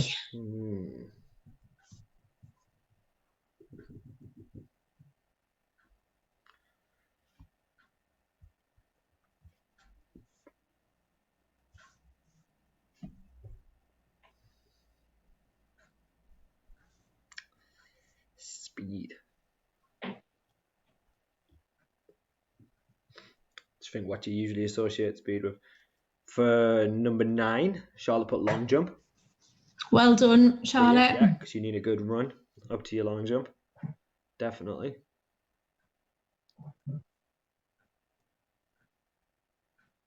Sprints, Anthony, fantastic, mate. Yeah. Definitely, yeah. Cracking bird. Definitely. One more, guys, and then we are good. Think about some team sport where you might need 9 short distance running. Yeah, so we've got sprints. I'm going to put that under sprints. Yeah. Dressage. That's not you. That's the horse speeding up though, Charlotte. Would you need to whip the horse or anything, or do anything to go faster? Rugby again. You love rugby, Derek. Yes, we'll have that. All right. Oh, yeah. He's a player rugby. Loves rugby. Recent stats about how fast footballers can run. Oh yes, it's interesting to find out. Obviously, in American football, they've got the process of they don't really have they don't sell players. They do drafts and people come and they trade players, and they've got a really interesting system. And basically, they do a thing called the combine where they test all of these stats on a certain player. And when they've got a list of these stats, that's kind of helps them to pick how good they are, or helps them to realize how good they are. And in the combine, one of those things is sprints, so they can be like, oh, this player weighs this much, but he can sprint this fast. So yeah, they have all of that data on a lot of the American football players as well, which is pretty interesting. Brilliant. Yeah. No, I bet some of them can move really faster, because they're very fit, aren't they? Some of the players, especially for the size of them as well. And it's when you got people 220 pounds or something, and they can run super fast on a sprint. It's just, yeah. So we've got a few more. So we've got basketball. Yes, because they would have to move very, very quick as well. And Charlotte said about the horse, yeah, you'd have to have an element of speed just because of controlling it and picking up the pace. All right, Charlotte, I'll let you have that one. So number 10, we'll do 10, 11, and that was meant to be 12. I don't know if Daniel will change number 8 to say number 12. Yeah, my apologies. I don't know why I've done that. I think it's just I copied and pasted the questions over to keep the colour the same. I always look through these as well, and they just somehow just get past me. Yeah, well, I've checked it and I didn't spot it earlier. So number 10, can you think of 3 sports that require power? So remember, power is both speed and strength. Number 11, can you think of 3 sports that require a good reaction time? And number 12, can you think of 3 sports that require good flexibility? So if you know the answers to any of those, write the number down and then what the answer is. And me and Daniel will keep an eye on how many we've ticked off between us. So we need 3 for each one. 3 for each. Yeah, 3 of each. Derek says you need to be fast in rugby because you got huge men chasing you. So that's correct. And he said we were talking about rugby earlier, weren't we? Saying like someone like Mo Farah with his ectomorph body wouldn't stand a chance at. Be split too. Yeah. I just squashed. And number 10, yes, rugby again, Mark. Hey, the rugby's getting shouted out a lot here. I know. Yeah, power, definitely rugby, definitely, 100%. So we've got 1 on 10, we need 3 on 11, 3 on 12, another 2 on 10. Yeah. But what a great team effort we've had today, though. Yeah, guys, good job, everybody. You've absolutely smashed it. Running is for number 11. Out your starting block, definitely. Yeah, you hear that? God, it's such a nerve-wracking. And even on long distance running, all of a sudden, whoever's at the front might take off. So you've got to be able to react to keep up. You've got to be able to respond. Absolutely. So we've got 1 for 10, 1 for 11. Muscular strength exercises require power. Yes. So lifting weights. So weightlifting. We'll put that down for weightlifting. So that's number 10, Anthony. Yeah. So, Gary's in. Hello, Gary. Hey. You all right? Welcome, Gary. So boxing, shot put, and gymnastics. Which number's that for, Gary? Is that power? I think it might be power. Yeah, I'm guessing, yeah. Oh, unless it's no. It might be all the same ones. If it is, we've smashed number 10. We've got it. We've got all of them. We're just a little bit delayed on the chat, so even if you put your answer in already, it might take us a few seconds to get it. So make sure you put the number at the front when you're answering one of the questions, just so I can see which one that you're working on. Yep. So we've done 9. 9 we've done to death. We've got loads of 9s. 10. Can you think of any sports that require power? 11. Can you think of any sports for good reaction time? Squash. Yeah, you need to be able to react to squash. Yeah. We've got 2 good ones for 11 there. So, so number 11's coming down quick. We haven't got any for 12 yet, have we? Okay, so we have. Gary's done them all. So Gary outlined it pretty good there. Obviously, 11 for boxing. Boxing. So 11's done. And 12 for gymnastics. So yeah, brilliant. Good job, mate. So we need 1 more on 10. So we need 1 more sport that requires power, and we need 2 more sports that require good flexibility. So we're doing really well here. Nearly there. It's worth being patient and just waiting for the answers coming through. I quite like it. It is. Find it difficult being patient sometimes. It's something I'm working on. It's my new skill while I'm in lockdown. Well, I'm patient. I just get so excited, that I always want to talk, but so I struggle with that as well. But that's why I like having you in these chats with us. You're a little chatty box. It's brilliant. Yeah, Anthony, good, mate. We've got 12. We've got gymnastic mats, pommel horse and rings. Yeah, yes, definitely. Anything to do with gymnastics, And Wibbs put for number 10, power boxing, which absolutely, if you're a power puncher like Mike Tyson. Is that's 3 different ones, isn't it? Oh, and then Gary's put wrestling and skiing for flexibility. Brilliant. That's a good one. Skiing, I've not even thought about that, but yeah, if you think about some of the positions that you see a skier get into, absolutely. I would never have thought of skiing either. So yeah, that was a outside the box, very good one. And wrestling as well. Yeah, obviously, Greco-Roman. If you want to suplex somebody, you need to have good flexibility to kind of like a lateral toss or something like that. Yes, so yeah. Well done. We've all got 100% today, and it was definitely a team effort. Everybody's contributed some way in that quiz. Fantastic. So that is us for today. So we have covered body types, we've covered components of fitness, and you've all shown that you've really understood that today as well, which is excellent. Smash that, guys. Again, if you can, because this is our last session on the virtual wellbeing, I really do need some feedback off you. So as well as filling out the survey, which there you go, the link's already on there. He's reading my mind today. So as well as completing that survey, if everybody wouldn't mind just dropping me a single sentence or 2 sentences of anything that they've getting out of the last 7 sessions on a Thursday. Now, I know some people haven't managed to watch all 7 just yet, but I know a lot of you have tuned into quite a few of them now. So if you wouldn't mind sending me just a couple of sentences, let me know if there's anything that you've picked up new, anything you've enjoyed, anything we can do different. Just really, I can benefit from it if we ever have to do this again, you know. So please be honest. Don't think it all has to be positive. Obviously, positive's good. I hope you have getting a lot out of it. But send me your views, tell me how it's gone, and then what I can do is collate all of the feedback together and send it in with all the enrolment forms to South Tyneside Council, just so they know how the session's gone. But thank you very much. So definitely fill out that survey for me. I've enjoyed the chat as well, Wave, yeah. Just to clarify, Mellors, would you want that feedback sent in here, or is that feedback okay just in the chat if they were comfortable with that? It can go in the chat. We'll leave the chat open because we are going to put on Rob's video now. We are going to put on a half-an-hour fitness video if you'd like to join in.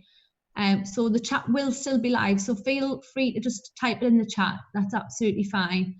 Or if you want to think about it and you'd rather have a bit of time to think about what to write, send me a text, an email. You can contact me on Messenger or my Facebook. Whichever way is easiest, I don't mind. But if you want to do it now in the chat, then that's fine. Yeah, absolutely. Brilliant. Thank you very, very much. And thanks for tuning in. And thank you for your input. I think it's been really, really useful today to see that you've all understood the lesson. Definitely. I've had a really good time. Thank you for sorting the tech, Daniel, because we've had a bit of a nightmare. My pleasure. Yeah, I've really enjoyed it as well. So I've had a good time being in on the sessions and stuff. I think it's absolutely great. Guys, I'm gonna take a quick break on this, and we're gonna start the video just so you guys have got time to like move some stuff around your living room, get a glass of water. We're gonna start the video at 3, just while you guys get yourself sorted. And then we'll start Rob's video. All right, guys. So thanks a lot, everybody, and great job on the chat today. Everyone was absolutely awesome. And is there anything else you'd like to add, Mel? Or no, just try and take part in this video. I've got the hiccups again. Try and get involved with the video, and if you manage to do it, send me a sweaty selfie. I like to see that you've had a good workout. It's very satisfying for me to see that. Definitely. So guys, you can do it. Brilliant. Okay, and we'll come back at 3, guys. So just about 4 minutes there. All right, guys. So I'm just gonna put the brakes on up now.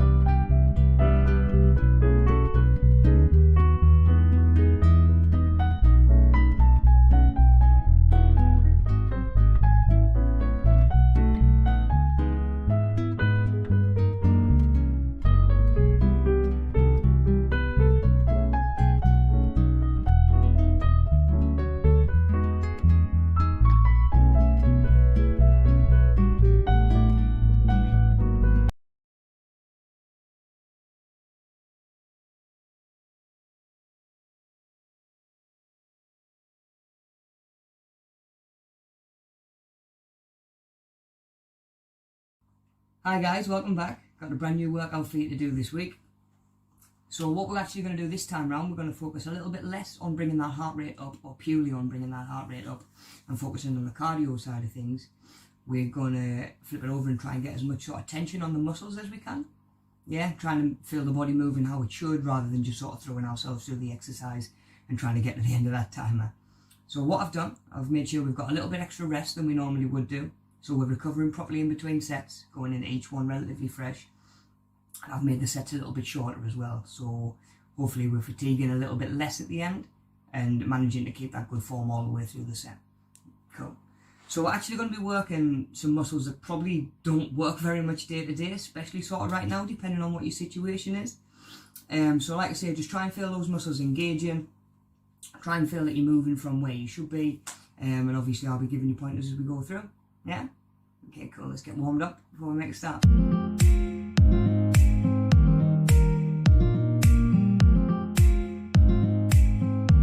Okay guys, like we do, let's get ourselves warmed up. Make sure you've got plenty of space. Be aware of your surroundings as always. And we're just going to literally get you moving. So we're just going to reach all the way up. Nice big stretch. There we go. Arms down, straight back up. Just reaching up. Lift that chest. Try and feel the stretch down the front. There we go. We'll go one more, big reach up. There we go, and then we're going to go into some arm circles, start warming up that shoulder girdle. There we go, want to make sure everything's nice and warm today. Just with us, hammering the same muscle over and over, and make sure it's loosened up properly before we start. We're going to do these both ways.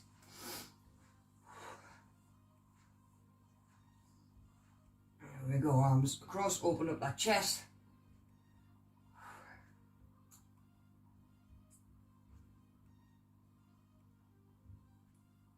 There we go, nice one, roll those shoulders, get them moving. Just trying to get everything nice and warm, including yourself. There we go, we're just going to go marching on the spot, nice and high, get those hip flexors working. There we go, bringing those knees right up. There we go, we're going to be doing a lot of abs, want to make sure them flexors are nice and loose before we start. Knees up, there we go, then we're going to come knee up and across, side to side, get a little bit of a twist, loosen up that lower back.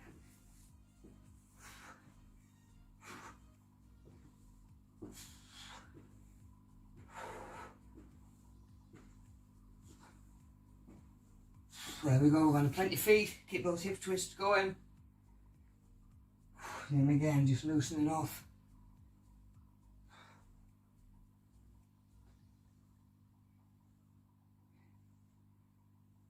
Alright, let's get them legs moving. So we're going to come into a squat, come back up, heel across.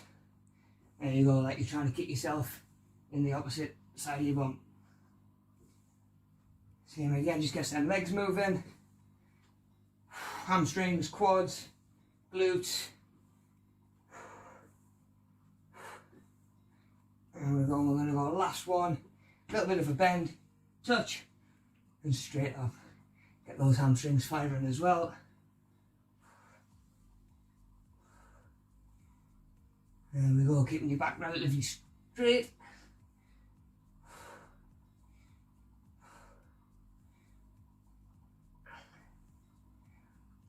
And there we go, I'm definitely warmed up.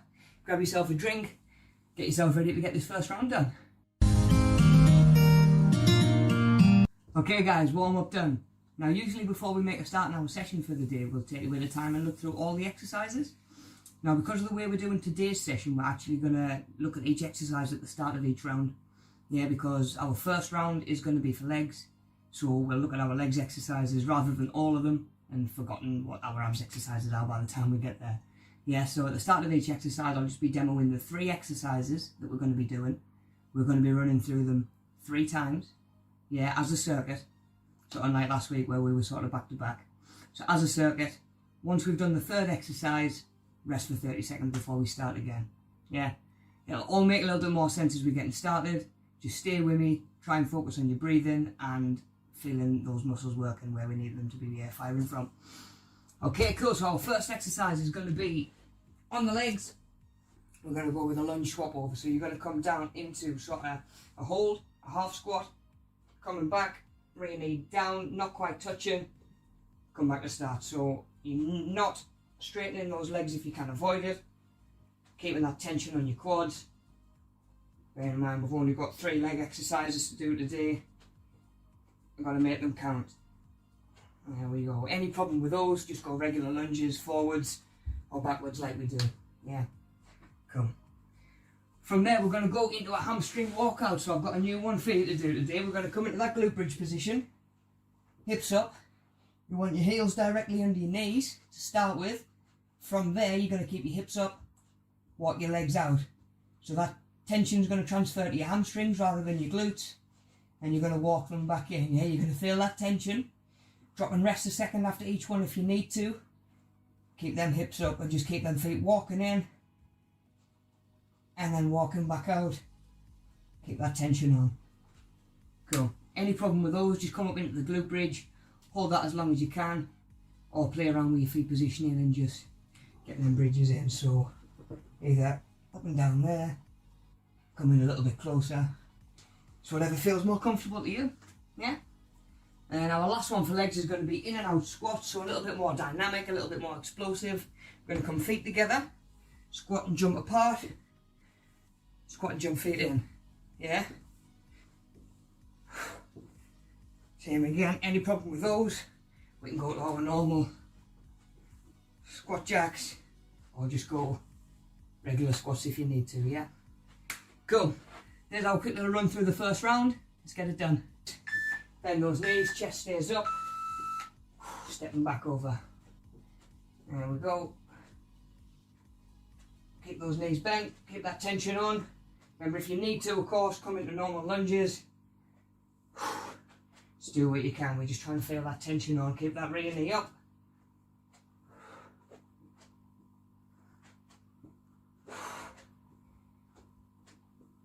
Let's see, we just work for 30 seconds at a time. Get as much tension as we can. There we go. Back in that hamstring walkout. Back into that glute position. Hips up. Fire through the heels. And all that tension's going to be on your hamstrings, yeah? Especially as we start walking it out. There we go, nice and controlled. Keep them hips up. That's it, and then control on the way back in. Digging through those heels. There we go. If you're feeling brave, don't even come back into the point where the tension drops off them hamstrings. Keep it on. Yeah, always try and push that a little bit harder. Just little steps. Feel those hamstrings engaged.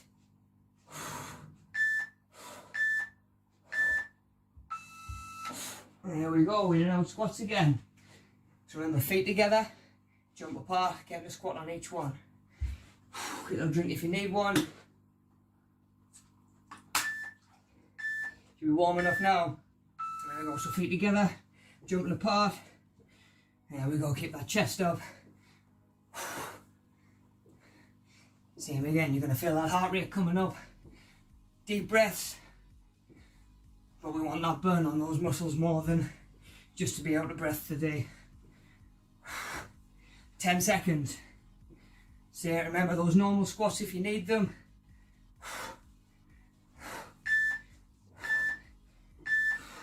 Okay guys, so that's once through done. We've got another twice to do.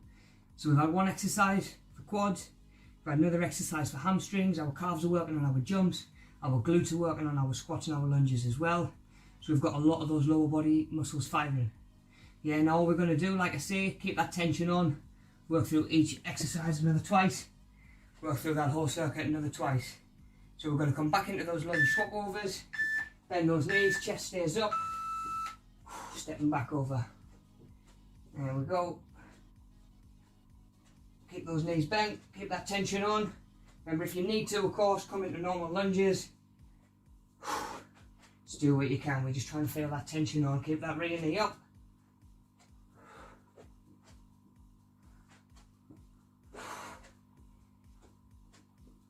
That's it. We just work for 30 seconds at a time. Get as much tension as we can. There we go. Back in that hamstring walkout. Back into that glute position. Hips up. fire through the heels, and all that tension's going to be on your hamstrings, yeah? Especially as we start walking it out. There we go, nice and controlled, keep them hips up. That's it, and then control on the way back in, digging through those heels. There we go. If you're feeling brave, don't even come back into the point where the tension drops off them hamstrings, keep it on.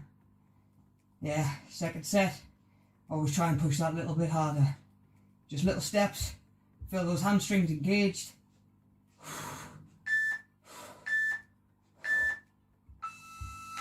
There we go, we're now squats again. So remember, feet together, jump apart, get a squat on each one. Get a little drink if you need one.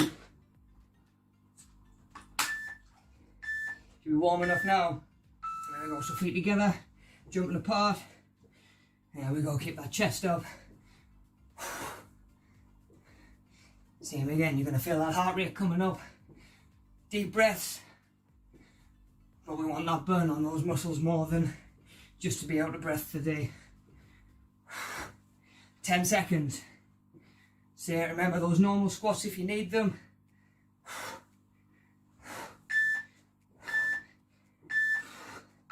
There we go, 2 down. We've got one more time through those legs. Then our legs are going to be done. The beauty of this sort of timer is you can change these 3 exercises up to pretty much anything you want. So if you take some of our old exercises, try messing around and fitting them into some of the other timers, let us know what it's like, let us know how you get on. Right, deep breaths, we've got one more time through legs. Got those lunges. There we go, so chest up, bend those knees.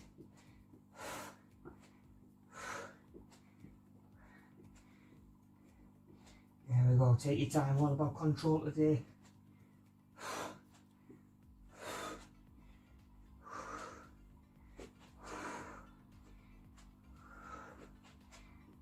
I see it, really feel them thighs working by now.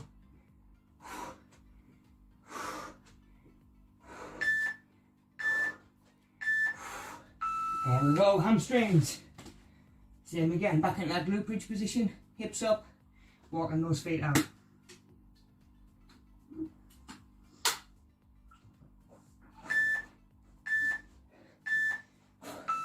The last one, let's try and keep as much tension on those hamstrings as we can. So yeah, try and use the chance to just get a little bit of a breather as well.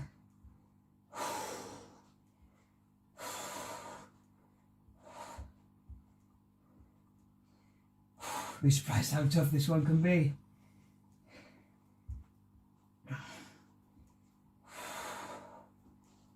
Keep them hips up.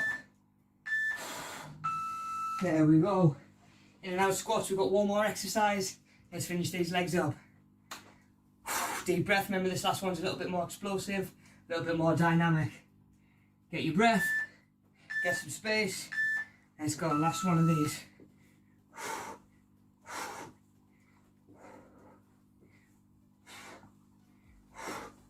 So yeah, remember those alternatives, especially if we're struggling. Just because you start on alternatives doesn't mean you can't push this harder one on the last one. Do what you can. 10 seconds, push it. Nearly there. There we go guys, legs done. Have a minute, grab a breather. We're going to come back round and do upper body.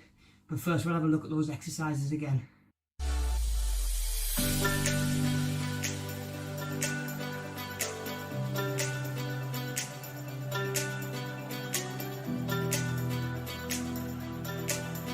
Okay guys, first round done. We're going to move quite quickly on to the second one, which is going to be all upper body. So we've done legs. Our upper body exercises are going to be hot hands. So we're coming into a plank and we're going to go shoulder taps nice and quick.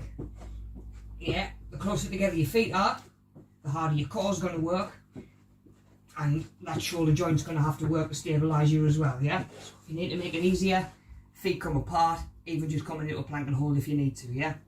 Cool, from there we're coming into a Superman, so arms out in front, legs out behind, raise your hands and raise your feet just for a second, then back down nice and controlled, yeah? I'm glad I'm not 6 foot. Yeah, it's the same again. Take our time, any problems, try and do the feet separately, try and bring your hands up separately, break it down, see what's manageable, yeah? Our last one from there, we're going to be a press up that's going to fight foot there. From there we're going to be going into a press up which is going to focus on the back of your arms and your triceps a little bit more than a regular press up, which is going to target your chest. So what we're going to do, lay yourself down, get your hands down near your rib cage with your elbows pulled into your side rather than flared out. From there you're going to drive either on your toes, on your knees if you need to, or even bring it back and come into that box position. And just keep those elbows nice and tight into your side. Those are our 3 upper body exercises. Let's get the second round done. Okay, hot hands. Shoulder taps, nice and quick. Cause engage, keep them hips still.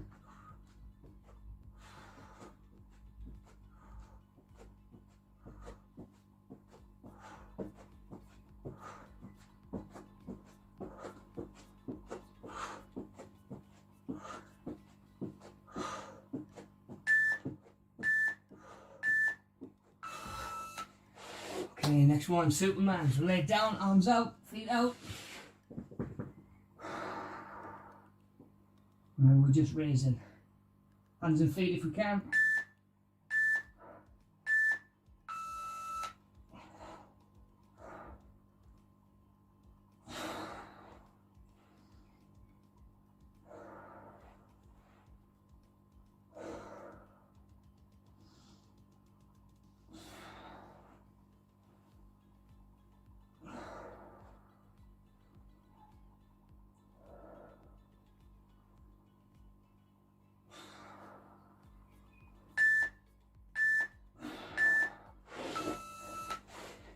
There we go, tricep press. Lay down, hands by your side, elbows in.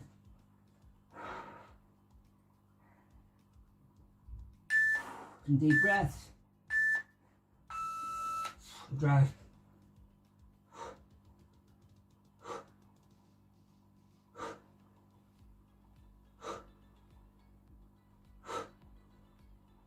Keep them elbows in. Remember, go knees if we need to, or even come back into the box.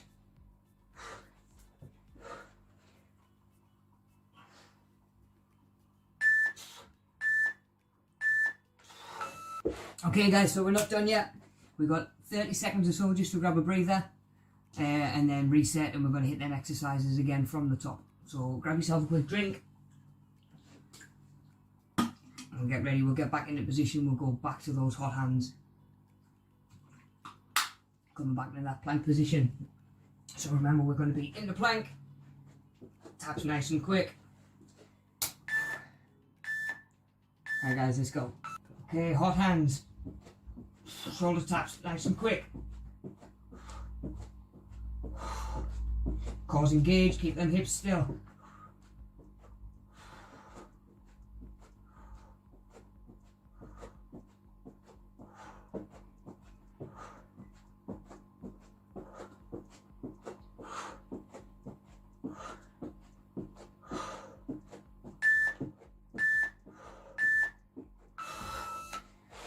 Okay, next one, Superman. So lay down, arms out, feet out. And we're just raising. Hands and feet if we can.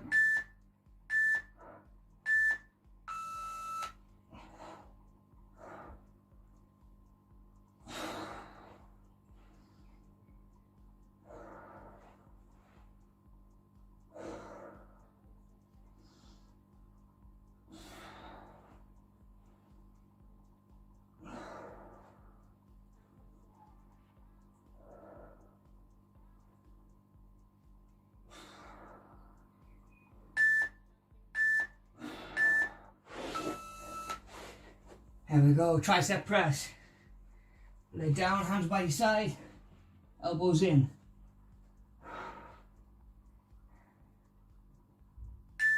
Some deep breaths. Drive.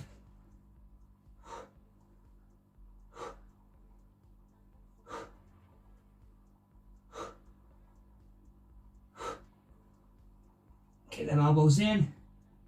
Remember, go knees if we need to. Or even come back into the box.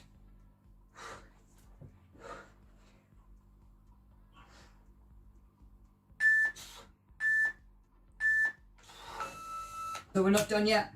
We've got 30 seconds or so just to grab a breather and then reset, and we're going to hit them exercises again from the top. So grab yourself a quick drink and get ready. We'll get back into position. We'll go back to those hot hands. Coming back into that plank position. So remember, we're going to be in the plank. Taps nice and quick. Alright guys, let's go.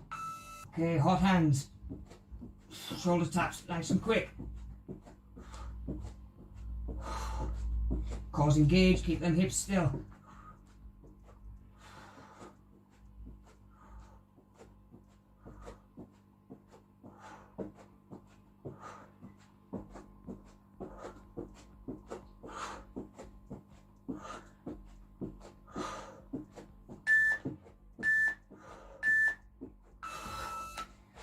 Okay, next one, Superman. So lay down, arms out, feet out. And we're just raising. Hands and feet if we can.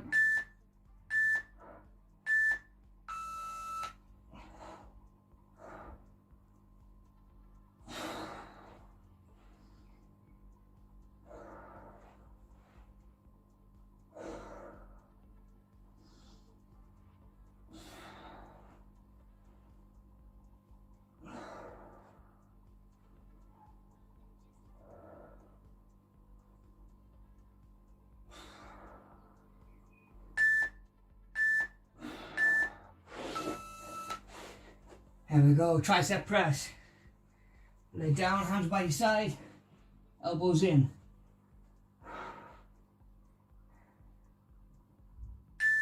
Some deep breaths. Drive.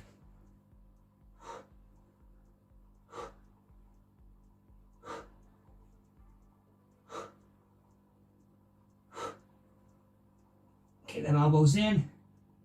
Remember, go knees if we need to. Or even come back into the box.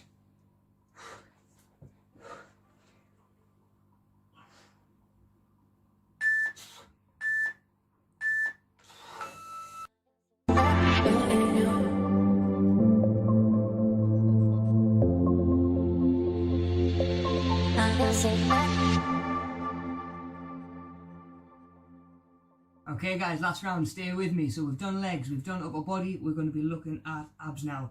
A little bit of core to finish off with, yeah? So what we've got some slow mountain climbers. We're going to be into that climber position. Then rather than running through them, nice and controlled, abs engaged, bring them up and out, rather than straight forward.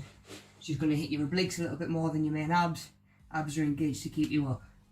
From there, we are going into an abs clap. So we'll lay down, hands above your head, coming over, raise one leg, clap around the back, little squeeze on those abs as you're coming up, nice and controlled on the way back down. And our last one's going to test your foundation and your core and your stability more than any others that we've done. So we're in all fours. What you're going to do, you're going to bring one leg back and put the opposite arm out. So right leg back, left arm out, yeah? Take your time, move through it nice and controlled. Plenty of tension on that core. Like I say, more about stability and strength than just about getting your heart rate up again this week, yeah? Cool. So third round, last one, 3 times through, let's get it done. So we've got some slow mountain climbers into climb up position, drive those knees. Nice and controlled. Deep breaths.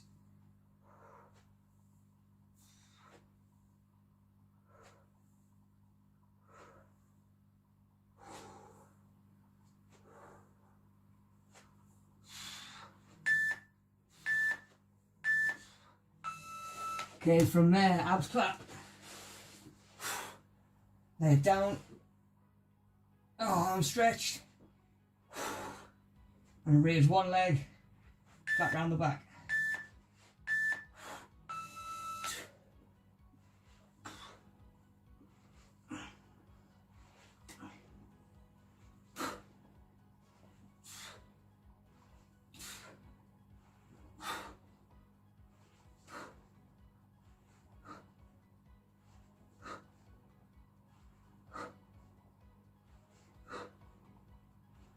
Nearly there.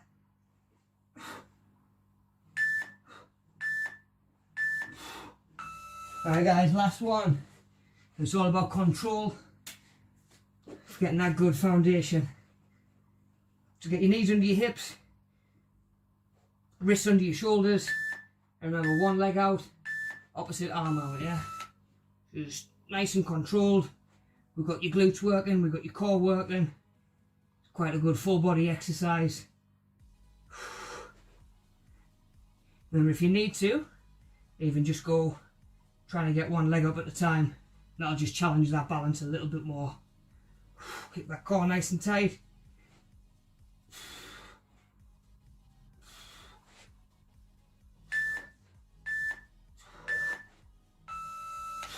Okay guys, we're not done just yet. We're nearly there. Stay with me. Yeah, so we've got to go through these rounds again, yeah.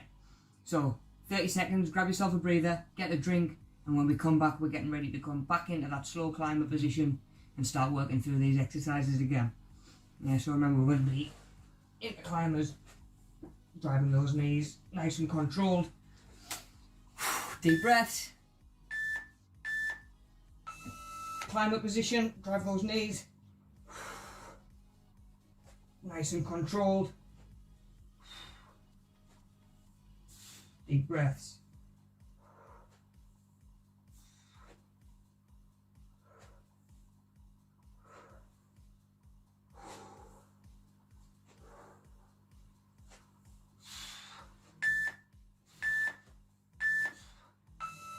Okay, from there, abs clap.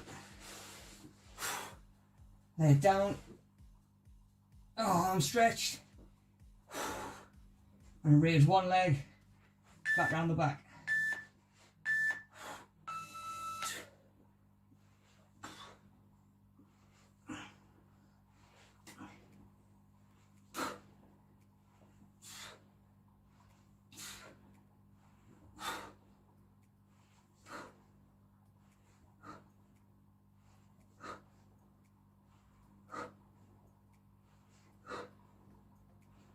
Nearly there.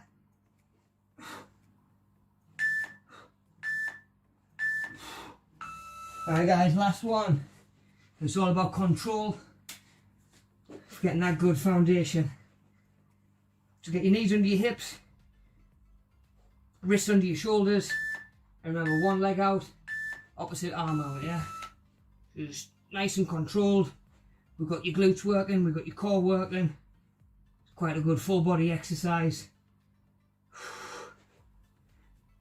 Remember, if you need to, even just go trying to get one leg up at a time. That'll just challenge that balance a little bit more. Keep that core nice and tight.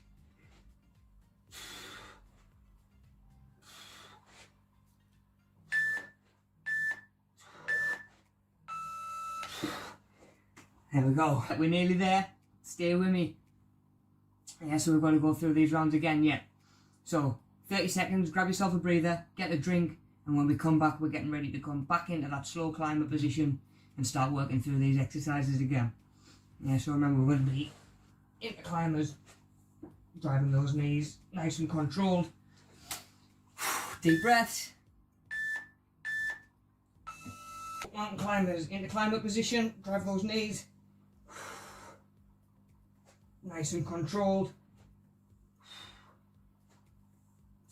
Deep breaths.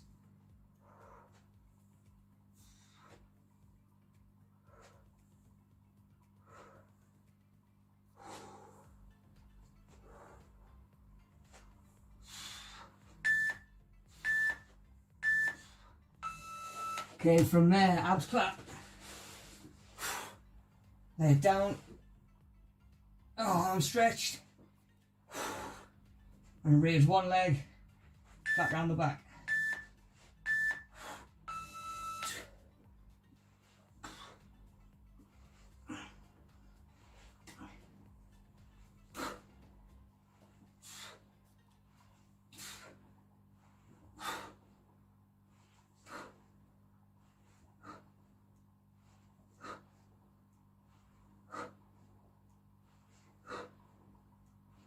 Nearly there.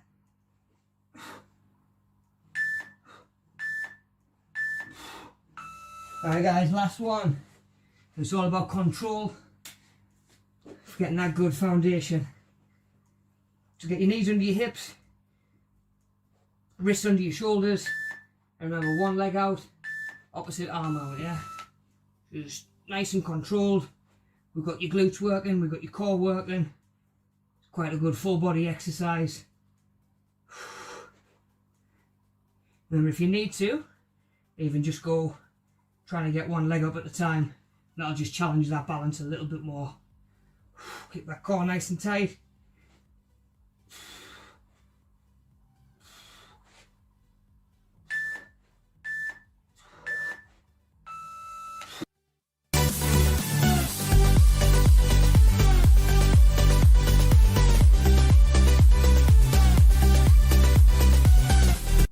There we go guys, well done. Another one out the way with. We've got one more coming at you next week, so stay tuned. I know we're coming up to sort of at least 2 months disruption for a lot of people, you know, be it either changing in work, changing in life, change to life as we know it, I guess. Make sure you're not suffering in silence. You know, there are resources out there, there's people to go and speak to. I'm sure the guys will be able to give you a little bit more information as well and direct you to a few more companies that may be based over that way, a little bit closer to you and can actually help you out. Like I say, we're all here to help, we're all in the same boat, we're helping each other out.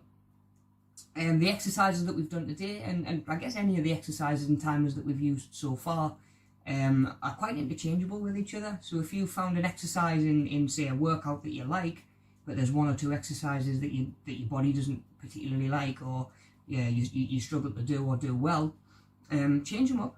Do you know what I mean? Like we've done a lot of exercises now, a lot of them interchangeable, a lot of the timers, they're all put together in the way they are for a reason, but there's nothing to say that we can't mess around with them and just have a little bit of fun as well, you know. So try some of them out, bit of mix and match, let us know how you get on. Same as always, I hope everyone's staying safe. Get in touch if you need any help. See you next week.